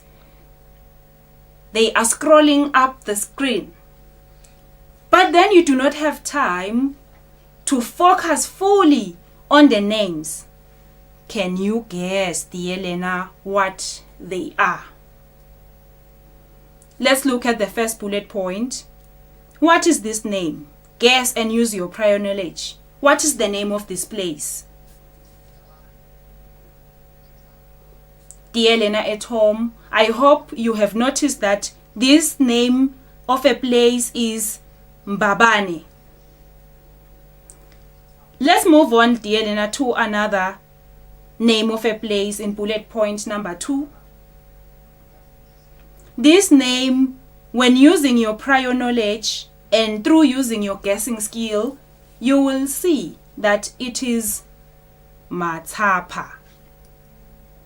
Let's use our guessing skill in bullet number 3 as well to see the name of the place.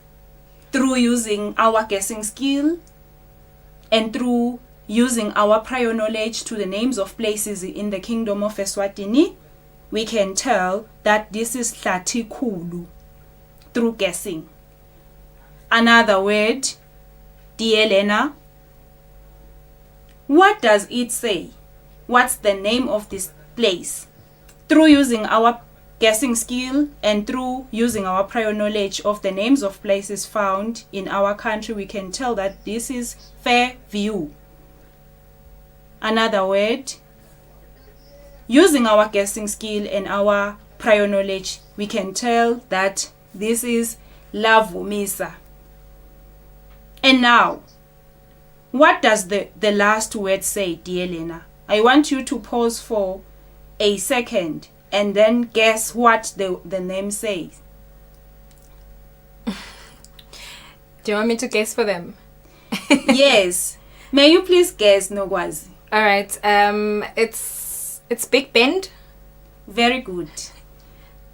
Then it means Nogwazi has good guessing skill through using her prior knowledge of the names of places in the Kingdom of Eswatini. She was able to tell that it was Big Bend. So here are other names: Matapa, Hlatikulu, Fairview, Lavumsa. These are our answers to the previous exercise. Moving forward, dear Elena. So we have seen, dear Elena, that if you share the right kind of knowledge with the writer, you can complete incomplete letters, words, and sentences by guessing. Dear Elena, when we are talking about guessing, then it means it is this ability of the good reader to guess that enables him to read quickly and comprehend. So, in other words, dear Elena, in order for you to comprehend a written text, you should use your guessing skill and your prediction in order to be a quick reader. Moving forward, dear Elena. Now, how do we use the skill of skimming and scanning in order to improve our reading speed? What is skimming, dear Elena? Skimming is the style of reading which enables you to get a quick impression of the passage. It also improves your general reading speed because your eyes practice in moving quickly and in taking large wholes rather than small parts. So how is this achieved, dear Elena?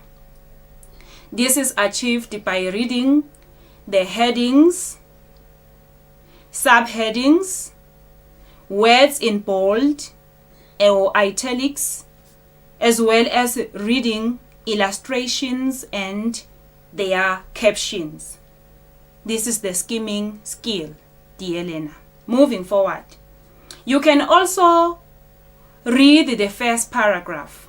In fact, the first line of the paragraph, or rather read the topic sentence. Or you may read the last sentence, which may sum up the paragraph. Through skimming, you may get an idea or the general idea of what that particular text is talking about. It is helpful, dear learner, to skim a passage in order to get a general picture of what you are going to read about. So it is useful if you want to find out whether the passage contains the kind of information you need. Dear learner, there is another style of reading or another skill of reading called the scanning skill or the scanning style or the scanning method of reading. What is scanning then, dear learner? Scanning is another style of quick reading. It is used if you want to find a particular piece of information without reading the entire passage. What do you do then when you scan? When you scan, dear learner, you move your eyes and possibly your finger or pen down or across the passage, looking out for a particular word, a number, or letter.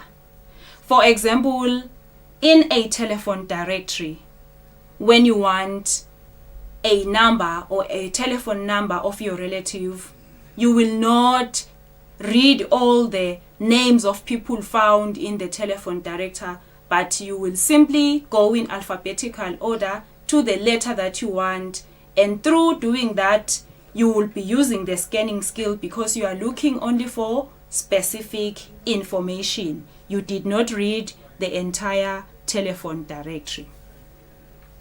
Dear learner, here is an activity that will tell if you have improved your skimming and scanning skill. Number 1, run your eyes quickly through the passage on the next slide and highlight the dates, names of people, and titles mentioned in the passage. What does number 2 say? What do you think the whole passage is about? So this means, dear learner, through using your skimming and scanning skill in the next slide or in the next passage that you are about to see, you should be able to tell what the passage is about. Here is the passage, dear learner. Remember what the previous slide said. It said we should quickly run our eyes through the passage and highlight the names of people, the titles, and the years or dates. Let's highlight, good people. Okay, dear learner, here is the passage.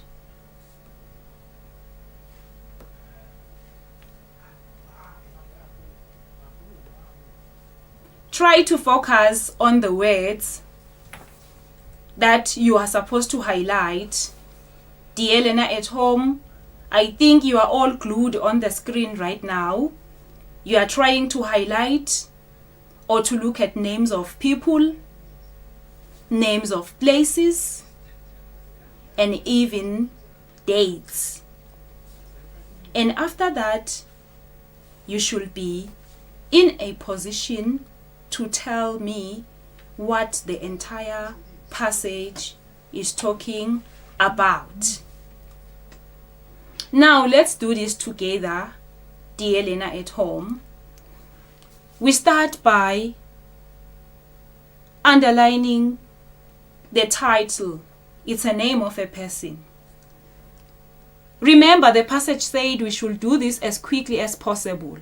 So once we see a name of a person, we highlight or we underline. Names of a place, we underline.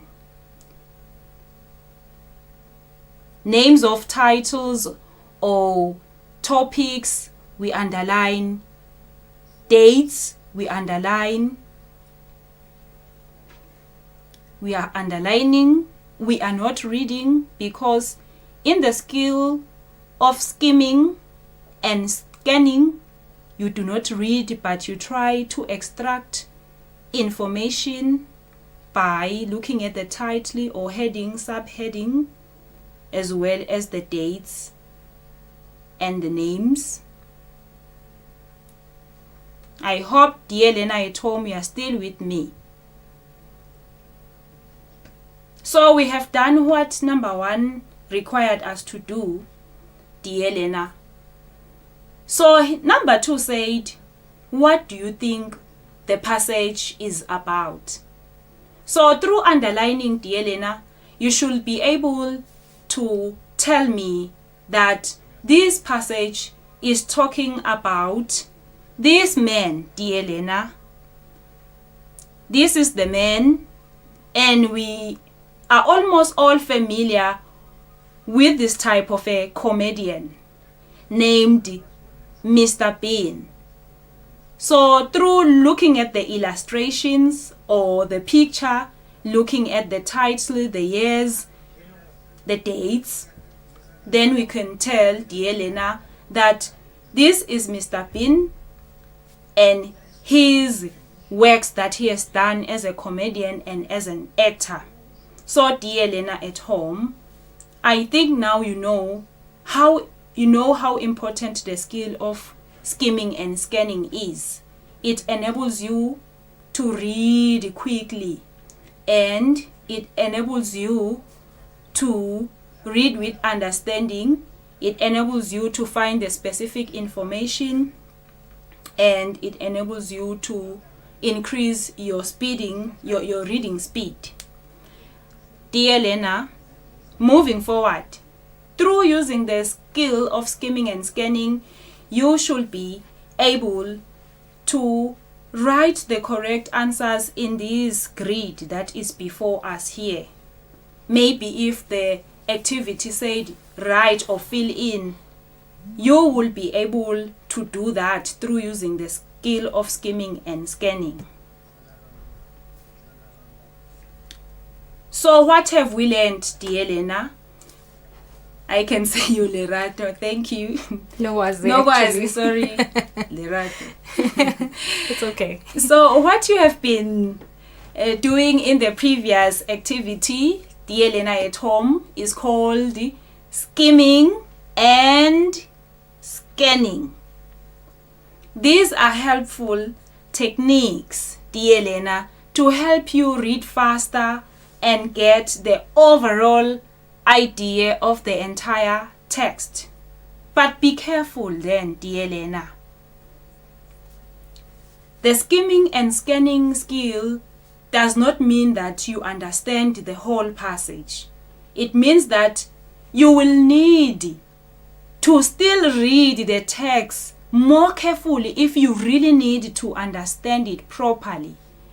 So when do we normally use our skimming and scanning skill in the reading comprehension? For example, when you are doing paper 1, you will use the skimming and scanning skill because there is really not that there is really not that need for you to understand the whole passage, but then you have to give the answers. Let's have a quick recap, dear Lena, of what we were talking about. I'm sorry, Doreen, I have to cut you there. We have run out of time. Thank you very much for your lesson, and we're hoping to see you again soon. Yes, thank you very much, Nogwazi. Yes. Yes. You'll remember my name, don't worry. Yeah, I remember going your to see name. each I other. remember your name. I remember your name. All right. So, dear Lena, we are done. Thank you very much for lending me an ear. Next time, please try to bring your books as we read, because we are going to focus on more useful things to you as a learner in Form 1 and Form 2. Once again, thank you very much, Nowazi. Thank you very much, Doreen. Form 1s and Form 2s, that was the lesson for you today. That was English language with Doreen Mamba. Up next, we are with Form 4 and they're doing mathematics. We'll be right back after this quick infomercial.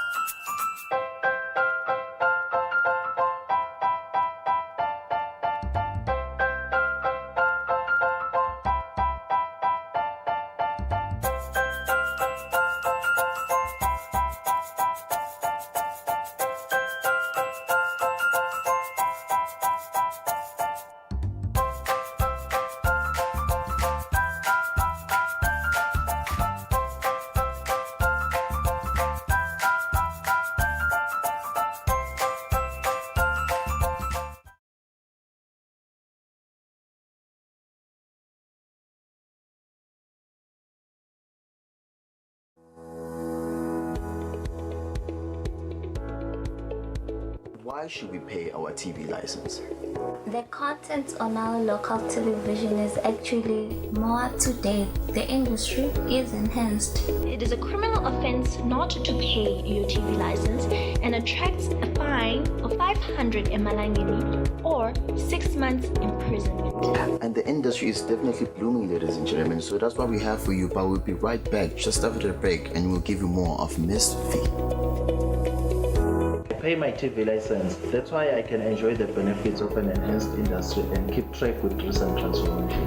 Mommy, who paid for a TV license and what are they paying for? The owners of TV set and a gadget with a tuner like DVD set have to pay.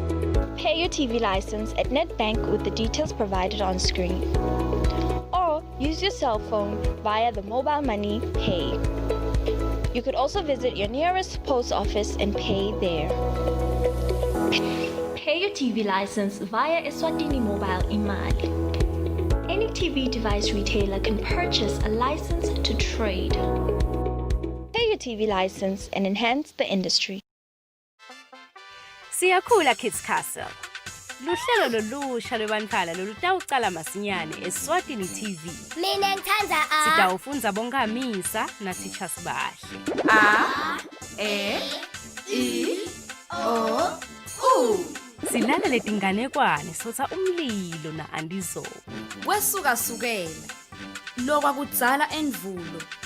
Umngani wethu Lifu utasitfulela simo selitulo. Sanibonani. Libetela mngilulifu. Tinyanga tesiswati na teacher kuku. Ngengcita intfombi tiya emhlangeni. Kulokunye lesitokufunza bangane emakhaya kufaka ekhatsi. Titfo temtimba. Kubala ngesiswati nalokunye lokunyenti. Lishumi. Mngani, ungasibhalela incwadzi lapho uvusela khona bangani bakho, usitshela ukuthi uhlalaphi, unangapho eminyaka, futhi ufundzaphi. Bese usithumelela yona ku-WhatsApp nesithombe sakho lesihle phela kule nombolo loyibonako lapha kumabonakudze wakho. Siyakhula Kids Castle, coming soon on Eswatini TV.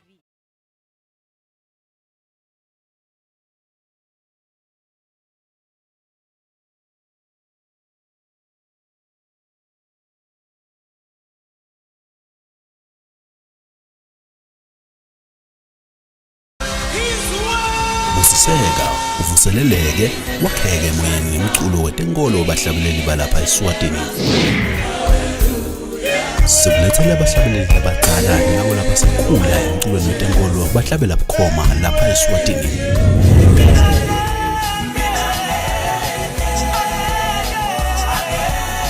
Siphinde sixoxisane kabanti ngalaba kwentako emsebentini wabo wekuhlabelela igospel konke kungidinisa simakathe.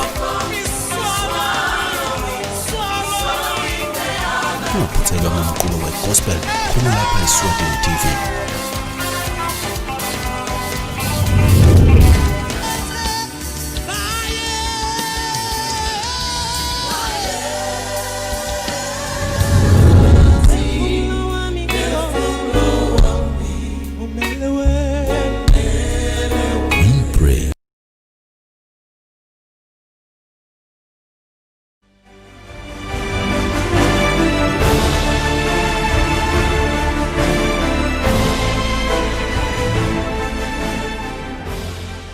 Good afternoon if you have just joined us, and welcome back if you had been joining us. This is Home Study. My name is Nogwazi Dlamini. Right now we are at Form 4 and we are doing mathematics with Mr. Lungelo Malinga. How are you doing, sir? I'm fine, Gwazi. How are you? I'm doing good. Welcome back.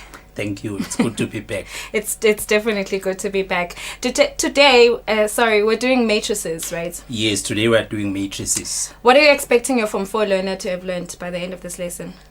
So by the end of today's lesson, I expect the learner to be able to calculate the determinant of a 2 by 2 matrix, also to find an inverse of a 2 by 2 matrix, and lastly, to apply the inverse of a matrix in solving simultaneous equations. All right, Form 4s, get ready for your lesson. Mr. Malinga, I think you may begin. Thank you, Gwazi. Good day, dear learner. So today we'll be doing matrices for the Form 4s. So you may ask yourself as to why matrices are important in everyday life. So matrices are used in the creation of cartoon motion pictures. So for today's lesson, you will need to use your previously acquired knowledge on matrices. What we did in Form 3 additional mathematics, that is being able to state the order of a matrix, also adding and subtracting matrices. We should remember that when we are adding and subtracting matrices, they should be of the same order, meaning they should have equal number of rows and columns. Also, you should be able to perform scalar multiplication on matrices, that is to multiply a matrix by a real number. That is to say, the real number that is outside the matrix multiplies all the elements inside the matrix. And then also to multiply two matrices. You need to know when it is possible to multiply a matrix and when it's not. Also to interpret equal matrices, and lastly to identify an identity and a zero matrix. So to begin our lesson, we will look at this given matrix here. So the first thing we can say is that a matrix is a rectangular arrangement of numbers, symbols, or even expressions. They are arranged in rows and columns. And then there is what we call an order of a matrix. An order of a matrix, it is the size of the matrix. And the size of a matrix is given by the number of rows the matrix has by the number of columns it has. So an order of a matrix, it is the number of rows by the number of columns. So when you look at this given matrix here, it has got 1, 2 rows, and then it has got 1, 2, 3 columns. So the order of this matrix will be a 2 by 3 matrix. That's the order of the matrix. It's given by the number of rows the matrix has and the number of columns. So using the order of matrices, it helps us to identify or determine whether it will be possible to multiply 2 matrices or not. So when multiplying 2 matrices, we will look at what has to happen in terms of the order of the matrices. And then addition and subtraction of matrices, it almost works similar. The order of the 2 matrices must be the same. So if you have a 2 by 3 matrix and you want to add it to another matrix, then the other matrix also has to be a 2 by 3. You can't add a 2 by 3 to a 3 by 2. So now let us look at the scalar multiplication. We have already mentioned this one, that it is when you have got a real number that is multiplying all the elements inside the matrix. For example, here we have got this matrix B, and then we are given that calculate 3B, meaning multiply matrix B by 3. So we put the 3 outside the matrix, and then we multiply all the elements inside matrix B by the 3. So look at the result that we got. So here, the first element, you multiply the 2 by the 3, you get 6. The next one, you multiply the negative 3 by the 3, you get negative 9, and so on. So that is how we multiply using a scalar. Now, let's look at multiplying matrices. When we are multiplying matrices. So in multiplying matrices, firstly, we need to confirm whether it is possible to multiply the matrices or not. So in order for 2 matrices to be multiplied, remember the order, it is row by column. So in order for 2 matrices in order for us to be able to multiply 2 matrices, what needs to happen is the number of columns of the first matrix must be equals to the number of rows of the second matrix. So if you have got a 2 by 3 matrix and then you are multiplying it by a 3 by 2 matrix, this will be possible because the number of columns in this first matrix is equals to the number of columns in the second matrix. But if you had a 2 by 3 and then multiplying it with a 2 by 3, it wouldn't be possible because now these 2 elements would not be equal. So now let's look at a practical example. We are given these 2 matrices. The matrix that represents the product of matrix A and the matrix that represents the matrix B have the same number of rows and on the first matrix, and then the same number of columns on the second matrix. Let's look at the 2 matrices. The first one that we have here, its order, it's a 2 by 3. Its order is a 2 by 3. It has got 2 rows, it has got 3 columns. And then we are multiplying it with this next matrix, which has got the order of 3 by 2. This one has got the 3 rows and 2 columns. So if you look at the number of columns in the first matrix and the number of rows in the second matrix, they are equal. So it will be possible to multiply the 2 matrices. Secondly, the order of the matrices helps us to determine the dot product or to determine the order of the result. So now, remember, the first matrix, it is a 2 by 3. The second matrix, it's a 3 by 2. So now, when you look at the 2 orders of these 2 matrices, now to look at the order of the result, we will have to consider the number of rows of the first matrix now and the number of columns of the second matrix. So the 2 will make up the order of the result. So let's look at this one. We have got a 2 by 3 multiplying it with a 3 by 2. And then the result that we expect to get will be a 2 by 2 matrix because the first matrix has got 2 rows, the second matrix has got 2 columns. So the order of the matrix helps us to determine those 2 things. 1, whether it's possible to multiply the 2 matrices. 2, the nature or the order of our result. So now when multiplying two matrices, we have to remember that we multiply the rows by the columns. So you multiply the elements on row 1 by the elements on the first column. And then you move on to, and then you add up all the products that you get. You move on to, again, first row and then second column. And then the answer that you'll get when you multiply and add the elements of first row and first column will make up the value that you have on your answer that is on the first row, first column. And then moving on, the answer that you'll get when you multiply the first row with the second column now.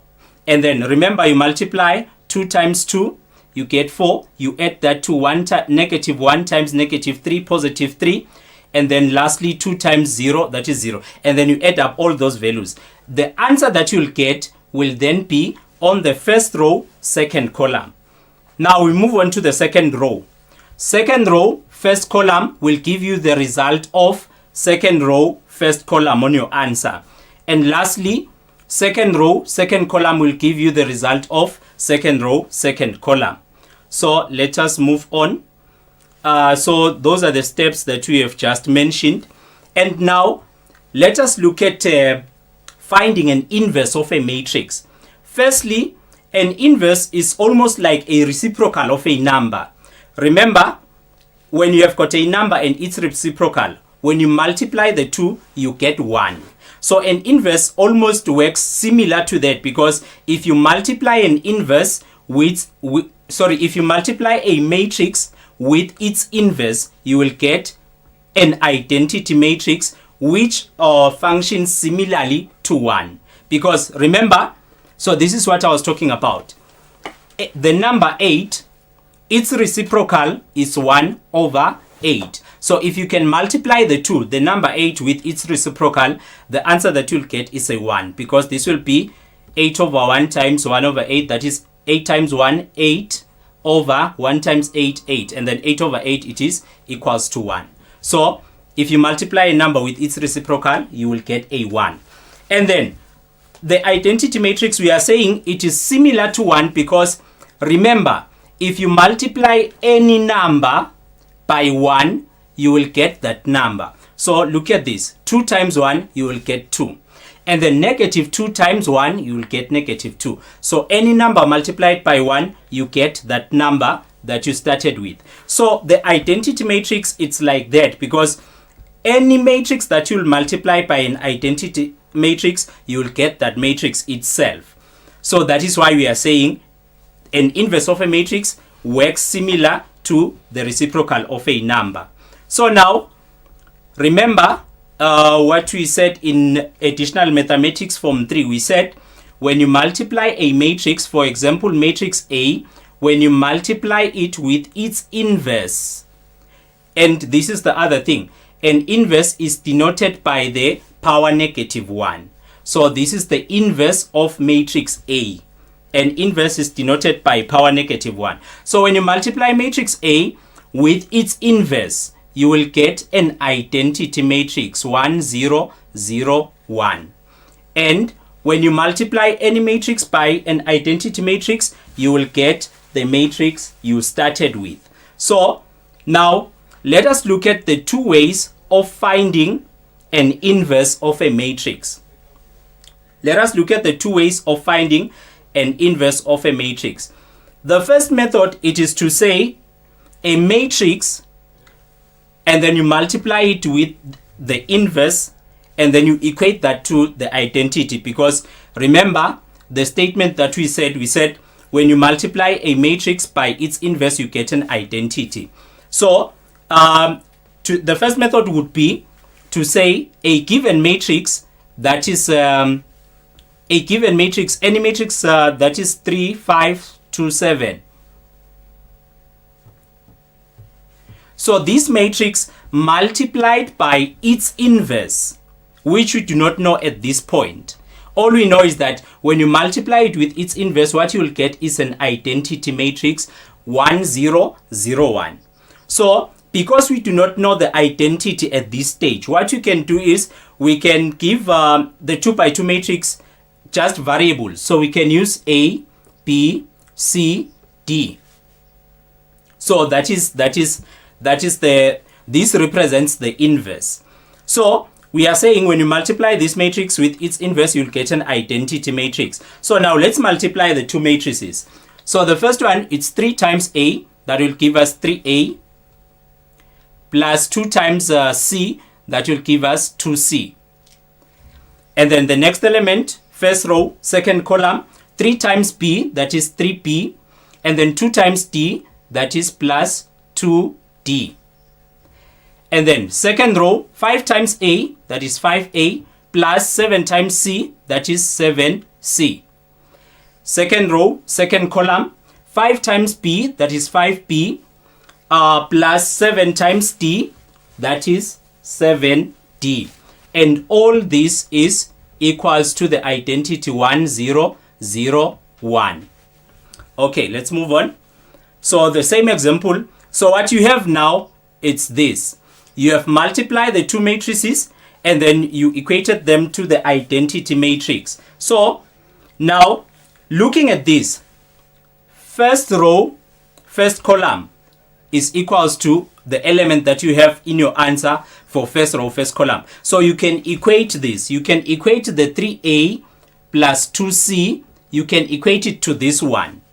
And then the next one, first row, second column, you can equate it to the value that you have on your answer on the first row, second column, second column, which is 0. That is to say, the 3B plus 2D is equals to 0. So equate all of them like that, and then you will have 4 equations. 1, 3A plus 2C is equals to 1. 2, 5A plus 7C is equals to 0. 3, 3B plus 2D is equals to 0. And the last one, 5B plus 7D is equals to 0. Okay, now when we look at these first 2 equations that we have formulated, they have got common variables. They have got A and C. So this one has got A, this one has got C. Also this one has got A, this one has got C. So they have got something common. So what we can do is we can perform simultaneous equations. So, but we can start with this one, perform substitution, and then this will be 5A plus 7C is equals to 0. Transpose the 7C, this will be 5A is equals to negative 7C. Divide by 5, divide by 5, and then our A will be equals to negative 7C over 5.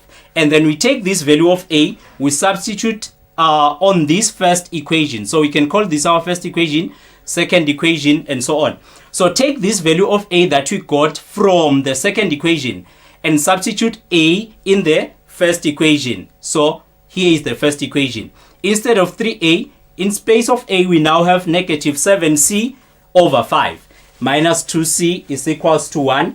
That will be negative 21C over 5 plus 2C is equals to 1. And then we multiply all the elements by 5.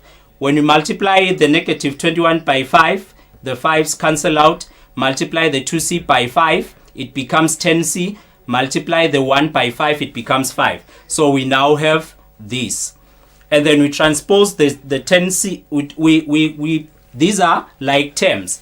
Negative 21 plus 10, that is negative 11. And then lastly, we divide by negative 11 on both sides.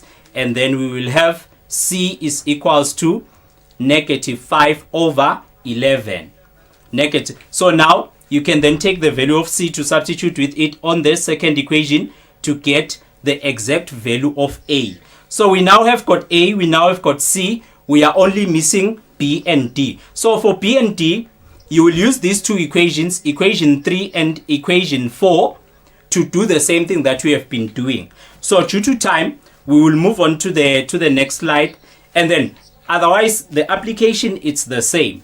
Here you can transpose the 2D, you'll be left with 3B, and then you have the value of B. Take the value of B, substitute in the next equation. So where there is P in the next equation, put this value. And then you'll find the value of P. Once you have the value of P, go back to the first equation, substitute where there is P, you will find the value of T. So finally, here is our inverse. Our inverse is 7 over 11, negative 2 over 11, 5 over 11, 3 over 11. And when we look at this, there is something common. All of them have got a denominator of 11. So we can factor out that 11 and make it a scalar. So if you can factor out 1 over 11 from 7 over 11, we'll be left with 7. Here we'll be left with negative 2 here, negative 5 here, 3. So this is our inverse. You can either leave it in this format or you can simplify it to this step. So now let us look at the second method of finding an inverse of a matrix. So that is this one uses what we call the determinant. And the determinant of a matrix is found by multiplying the first or the leading diagonal and also multiply the other diagonal, and then you find the difference. So find the difference of the leading diagonal and the second diagonal. So if we give our values A, B, C, D, so multiply the A with the D, you will get AD. And also multiply B with C, you'll get BC, and then subtract. So that will be AD minus BC. So that's the determinant of a matrix. And a determinant, for example, you are given matrix P. So the determinant of matrix P will be given as these two straight lines, these two vertical lines, and then the P in the middle. So this shows that this is the determinant of matrix P.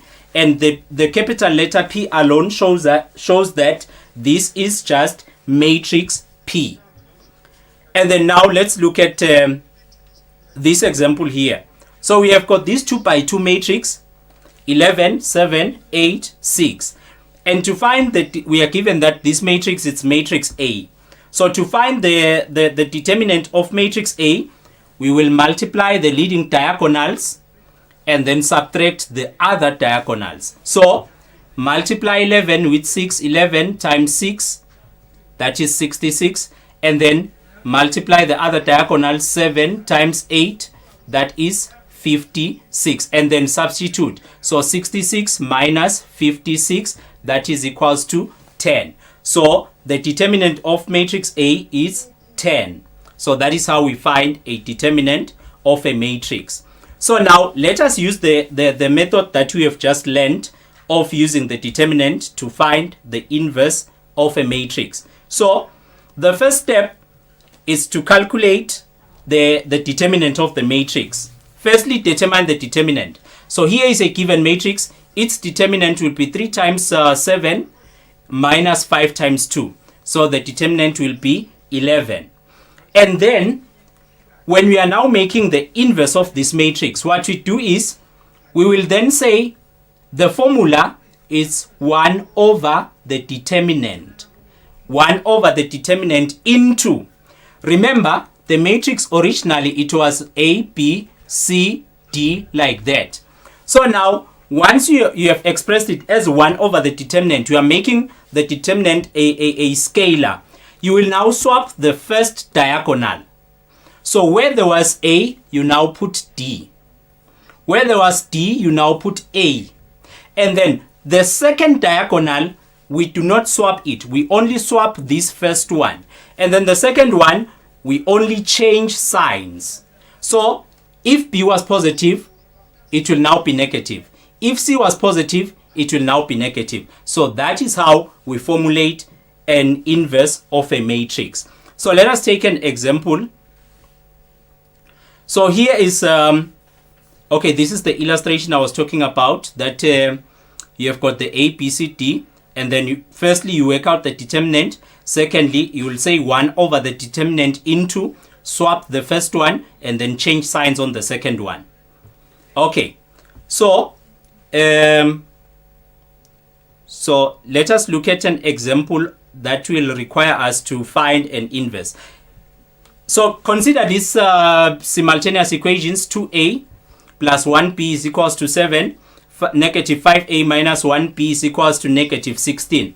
So we can either solve this using simultaneous equations, or we can use matrices to solve this.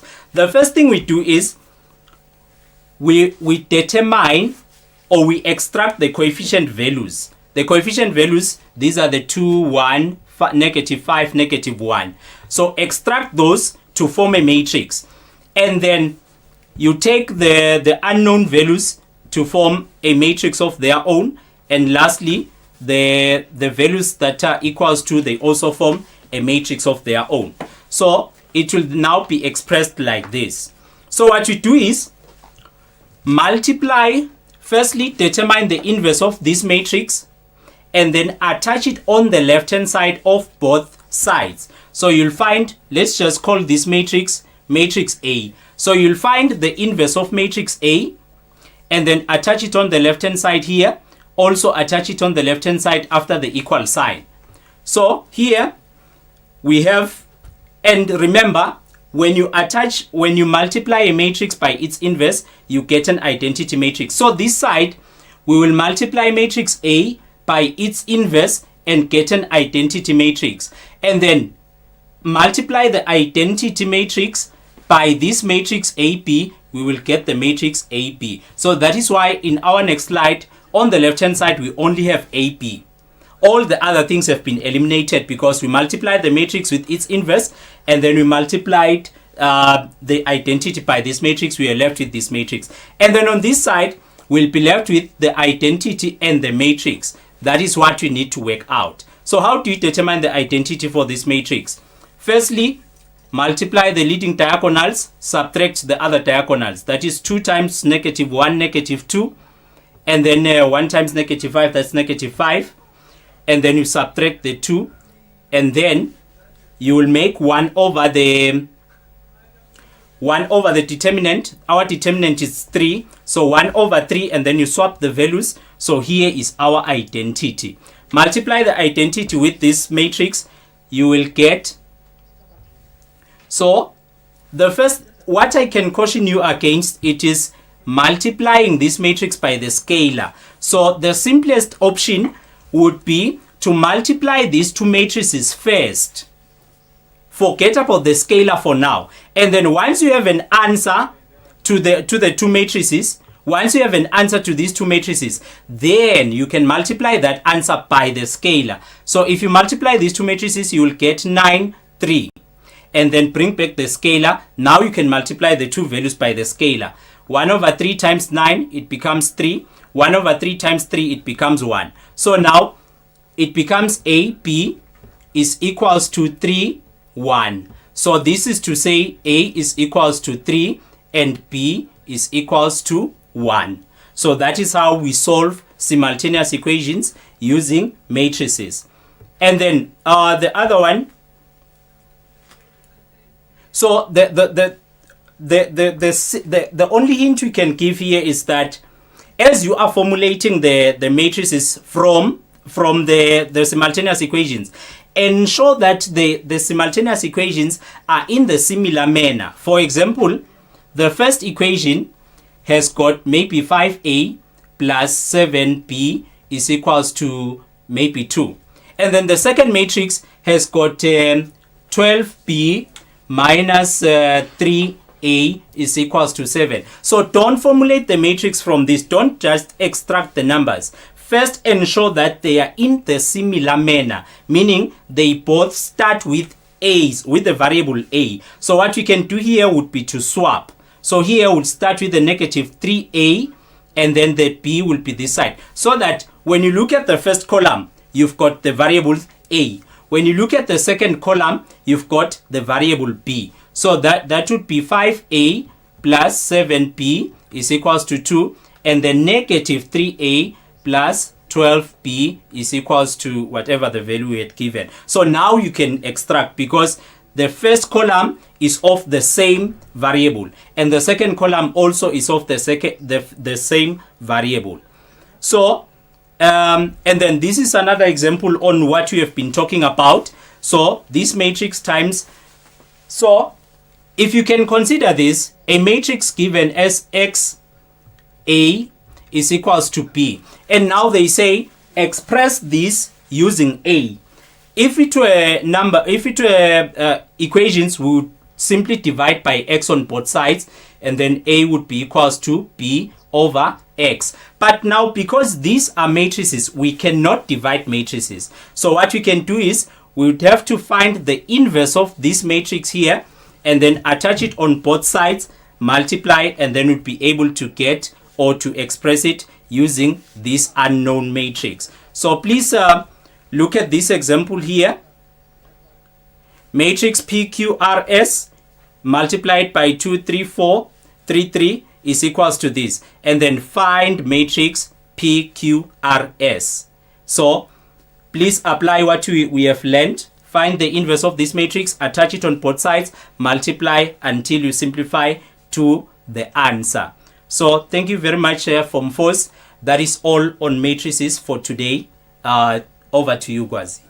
Thank you very much, Lungelo, for your lesson, and we're hoping that Form 4s actually learned something from that, and we're going to see you soon. Yes, yes, we'll see each other soon. All right.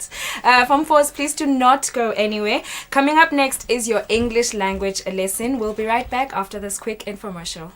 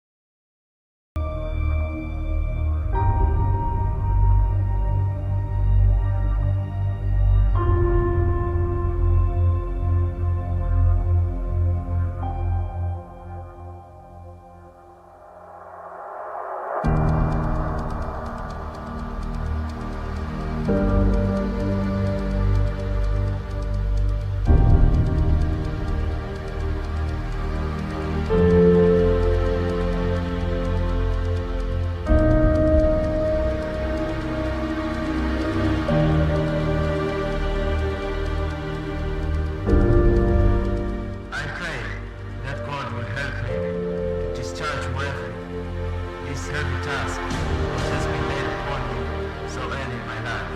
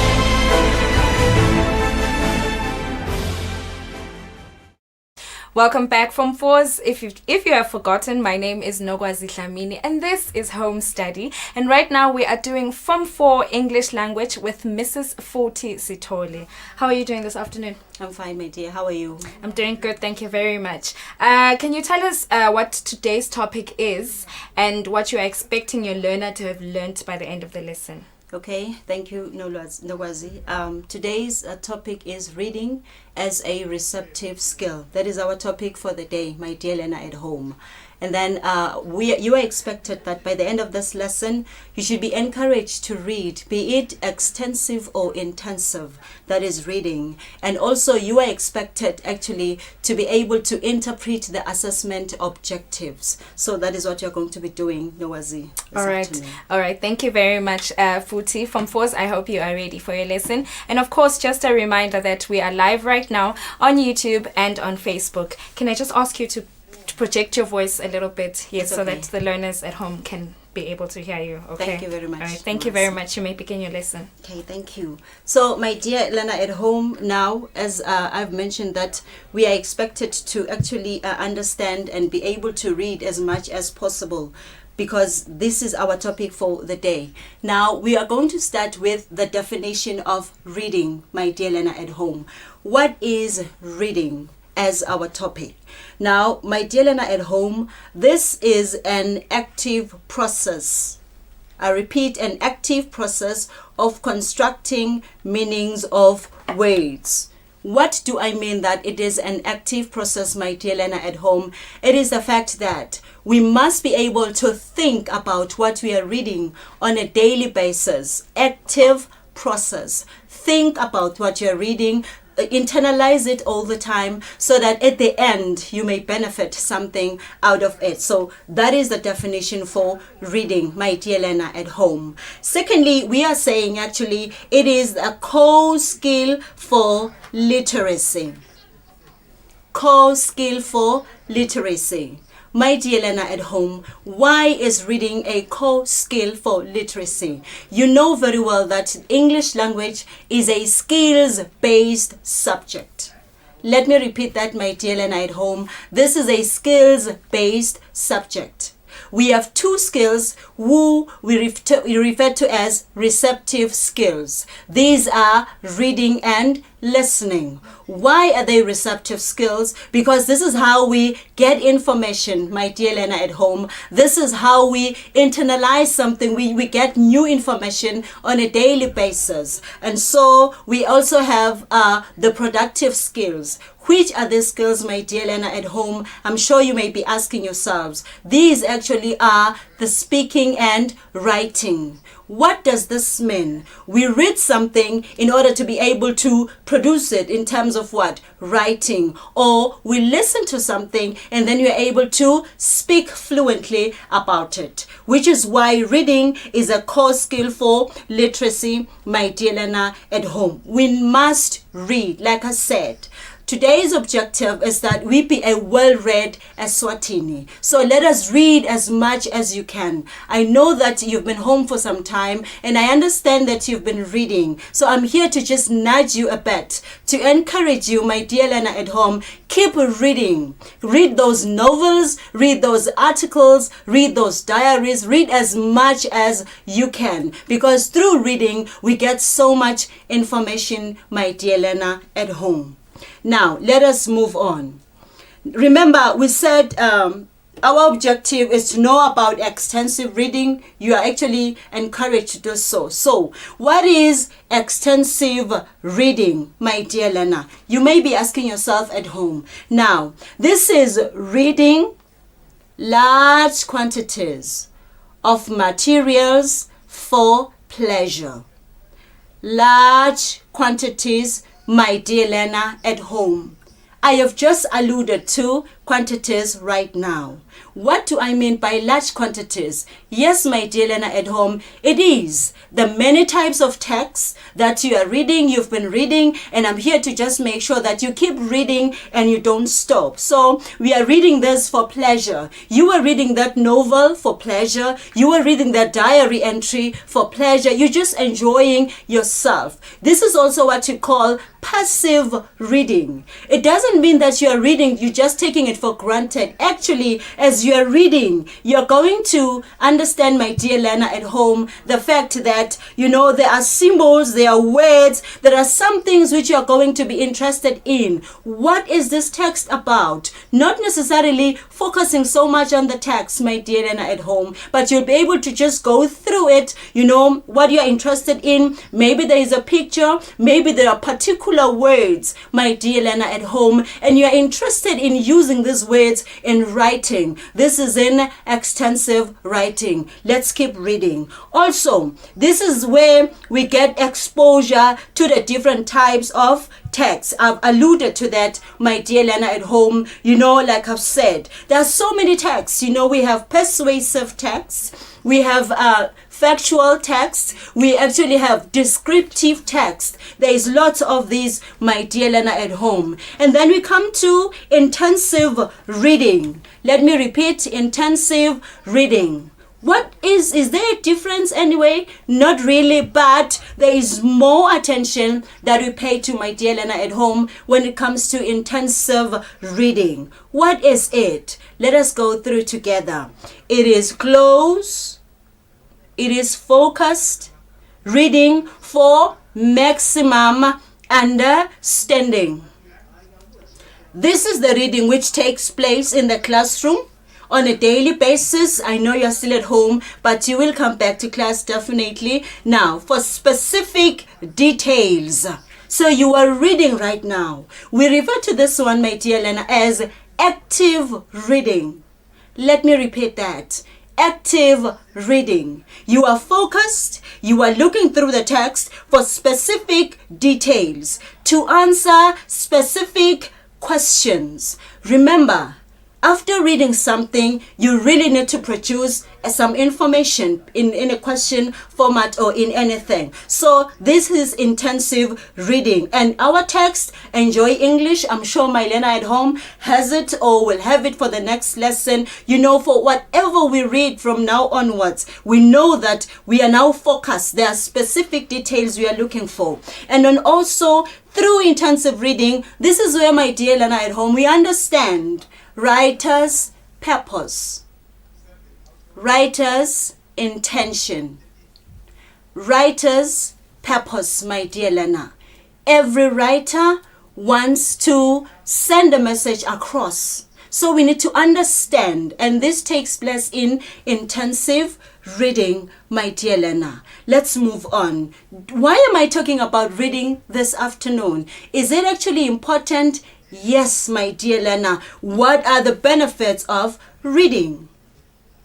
We read to gain knowledge. I'm sure you know that. We want to get better understanding of issues for everything that we are reading. Of course, my dear learner, I'm sure you are aware that we are reading for vocabulary expansion.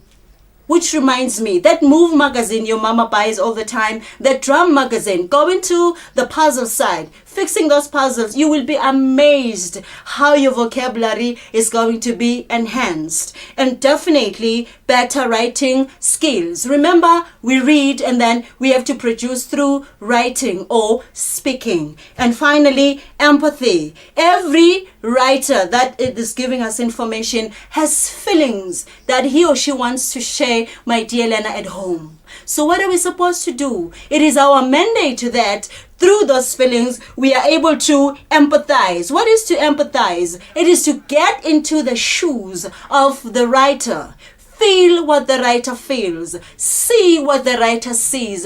Hears what the writer hears. The list is endless, my dear learner. Those are just some of the benefits. Otherwise, it's just mental stimulation all the way. And I'm sure right now you will be reading wire, if I may be allowed to use that phrase. My dear learner at home, let's move on to our second aspect of the lesson. We are focusing on the assessment objectives. Interpretation of assessment objectives. Why are we interpreting them? Under intensive reading, active reading, classroom reading, you will be expected to answer particular questions. So every time you read about something right now, especially if it is school related, you must know that in English, under reading as a core skill, it is important that you comprehend and respond to text presented in a variety of forms. What is to comprehend? Let's stay here, my dear Lena. You're reading a text from now onwards with meaning, with understanding. This is active reading. You need to understand that diary entry. You need to understand that leaflet. You need to understand that brochure that you're given. Variety of text, my dear Lena. So, before you can respond, you need to comprehend, internalize the information, understand it, then you'll be able to produce it through responding in a variety of texts, my dear Lena. I've talked about this a number of times. The novels, the magazines, the list is endless. Then, my dear Lena, at home, also R2, we are supposed to select, organize, and analyze material relevant to specific purposes. We are reading, we have understood a passage, right? Which that's going to happen in our subsequent lessons. Now we need to answer a particular question. Let me explain this objective using this example, my dear Lena. Which diet should type B people follow and why? Which and why? So I'm reading this letter or I'm listening to a conversation about type B people. Let us just imagine a bit. So as I'm reading then, you find that the reader or the writer in the text will begin by explaining why the type B people should take that particular diet before giving us the diets that should be followed by these people. What do we mean then by selecting? It means you are reading this text, my dear Lena. You have comprehended, you have understood what is actually said. Then you want to respond. Let me repeat that. You want to respond to this particular text. Now you need to organize yourself. You need to organize your response. Remember, I said the speaker or the writer may actually begin by the why. So in your reading, because you want to respond, relevantly right now, so you will quickly know that no, the question begins with the keyword which and then ends with the why. Even though in the passage you may find that they began with the why, then you will select this information. After you select it, you organize it. Your response must begin with the which and then end with the why. We are analyzing. What is to analyze? We are now scanning through. We are trying to interpret this. We are trying to understand actually what is said right here, my dear Lena. Interpretation of assessment objectives. Why are we emphasizing on this one, my dear Lena, at home? As we will be reading moving forward, it is important that you know this. Follow the steps because we shall be assessed at the end of the day through a test, through a classwork, through an examination. So it's better that we are prepared before we can actually produce the information which is needed. Let us move on, my dear Lena, at home. Objective number 3. Noazi, I hope you're still enjoying the lesson. I am actually enjoying the lesson. Would you like to take a little bit of a break? Yes, ma'am. All right, viewers, we'll be right back after this.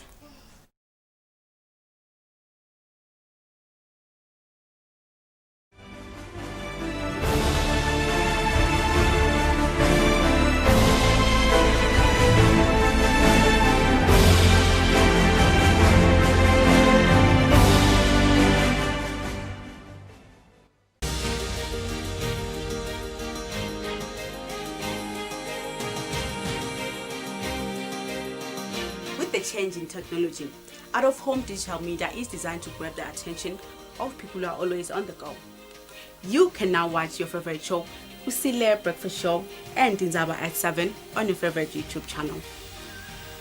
It's simple. You can stream these shows by following these quick, easy steps. Number 1, open YouTube. Number 2, search for Eswatini TV and click on Eswatini TV. Number 3, after you had entered on Eswatini TV, look for Tinzaba or KPS. And while you're at it, don't forget to like, subscribe and ring the bell button to get notifications of our video uploads and streams. And lastly, enjoy the stream. Stay home and watch Eswatini TV. Stay safe.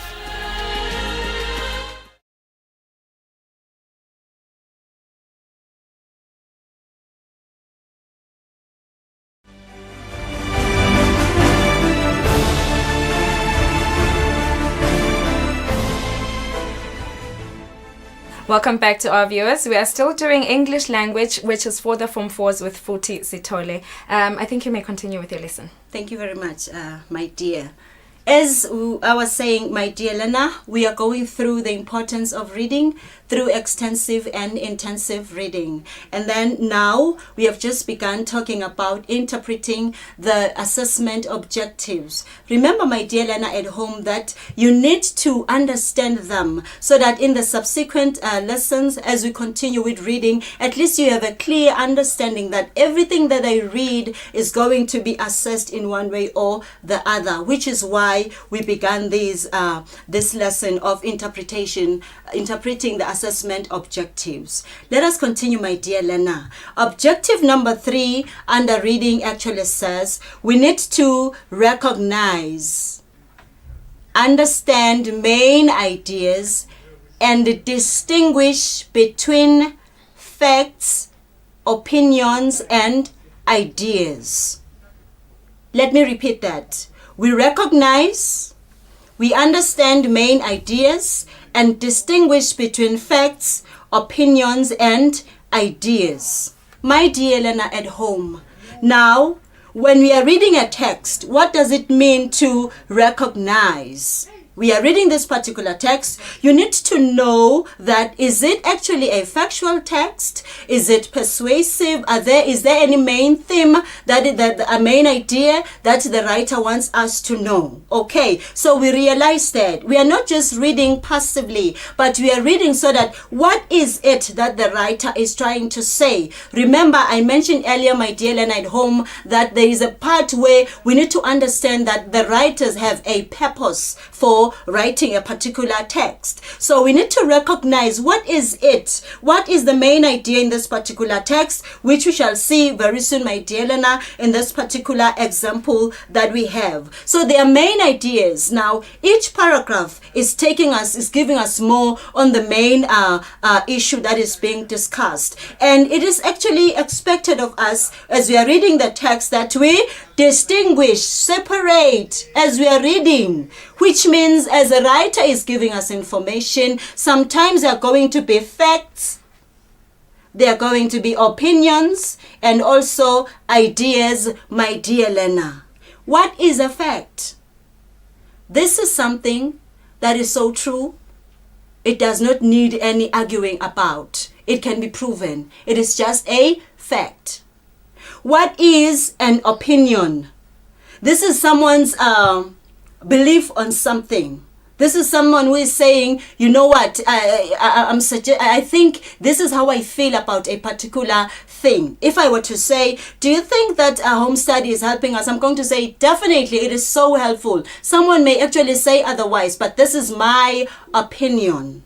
Of course, can it be proven? It depends. Okay, so a fact can be proven, an opinion, this is someone else's belief. And then what are ideas? This is a suggestion that another person can actually make. Now, how can we improve this particular thing, my dear Lena at home? Now, that is an idea. This is what the writer things should be done. Now, we are going to go through this particular example, my dear Lena at home, so that we can be able to recognize what is this paragraph about? What is the main idea here that is being sent across, my dear learner at home? After that, you will be able to, identify, do we have any facts in this paragraph? Do we have any opinions? And is there a particular idea, my dear learner at home? Now, let us move on. So, we are saying, let's just go through this example.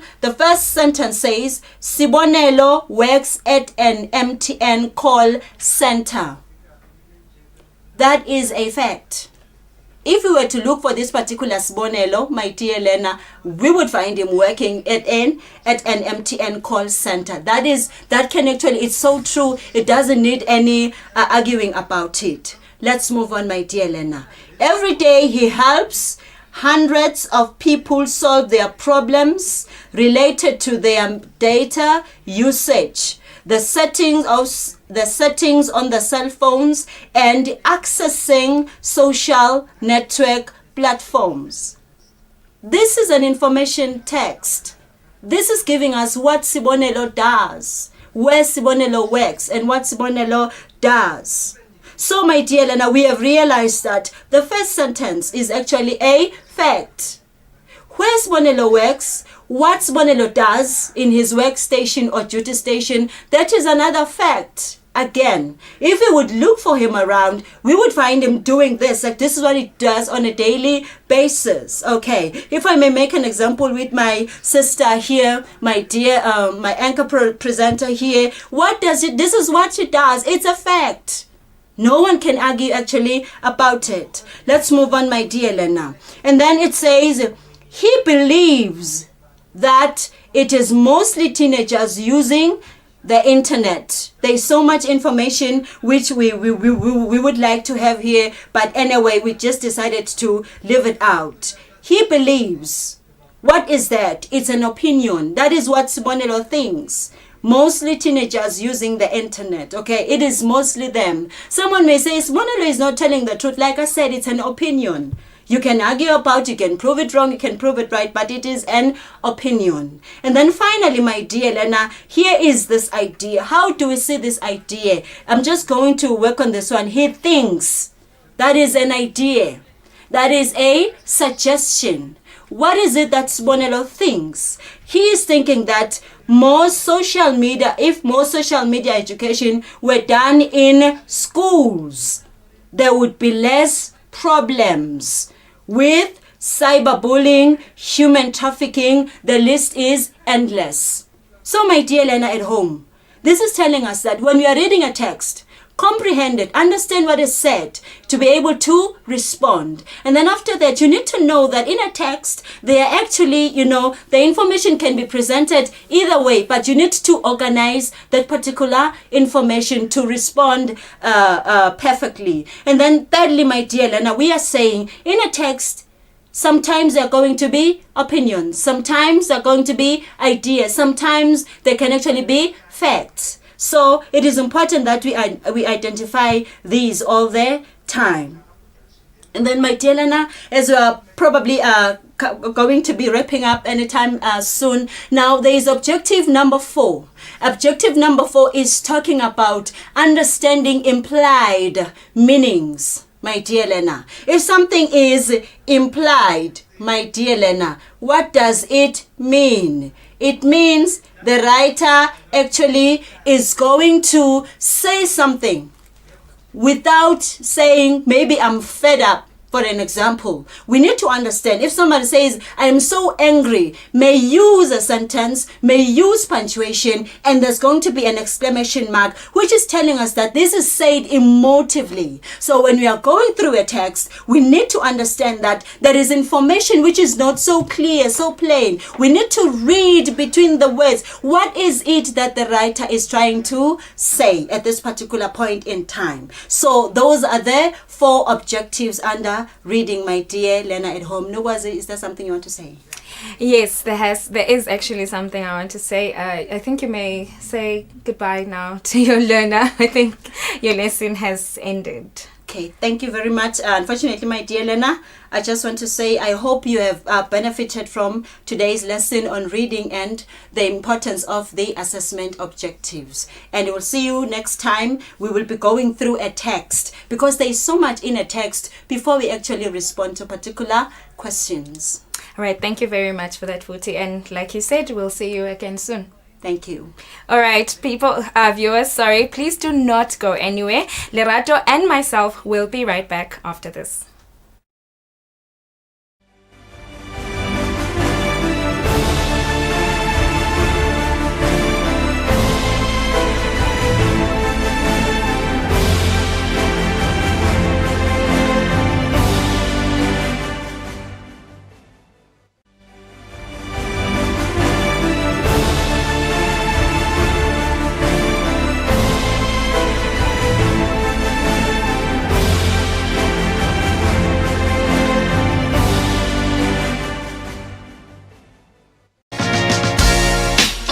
Better Health, Better Life. It's another season on your favorite program, Better Health, Better Life, here on Eswatini TV. Ayinibingelele nginemukele babukele emakhaya kulolu hlelo i-Better Health, Better Life. Lona thulula hlelo ngunokuphila masangana. It's all about our health, our better health today, and our better life tomorrow. In the midst of this global pandemic coronavirus, Better Health, Better Life brings you closer to your health professionals. Nangabe nje ngidla into legcwele mafutha lento ngidla so siyakhuthaza ukuthi lala abahlala nalala banashukela abafunde nabo ngaloshukela. Watch out for another fresh season of Better Health, Better Life on Eswatini TV. It's getting bigger and better every season. This season with COVID-19 is a must to watch for everyone in every home. Better Health, Better Life, your gateway to a healthy living.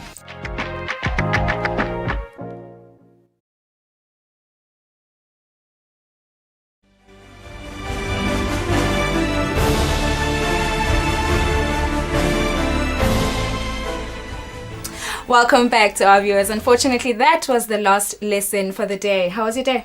My day was fantastic. How was your day today? My day was beautiful. I actually enjoyed grade 0 class. It was very interesting. It took me back a bit, but it was actually very interesting. Yeah, I knew some of the songs that they were singing, the grade 1 songs. They actually, I knew some of them. Amazing.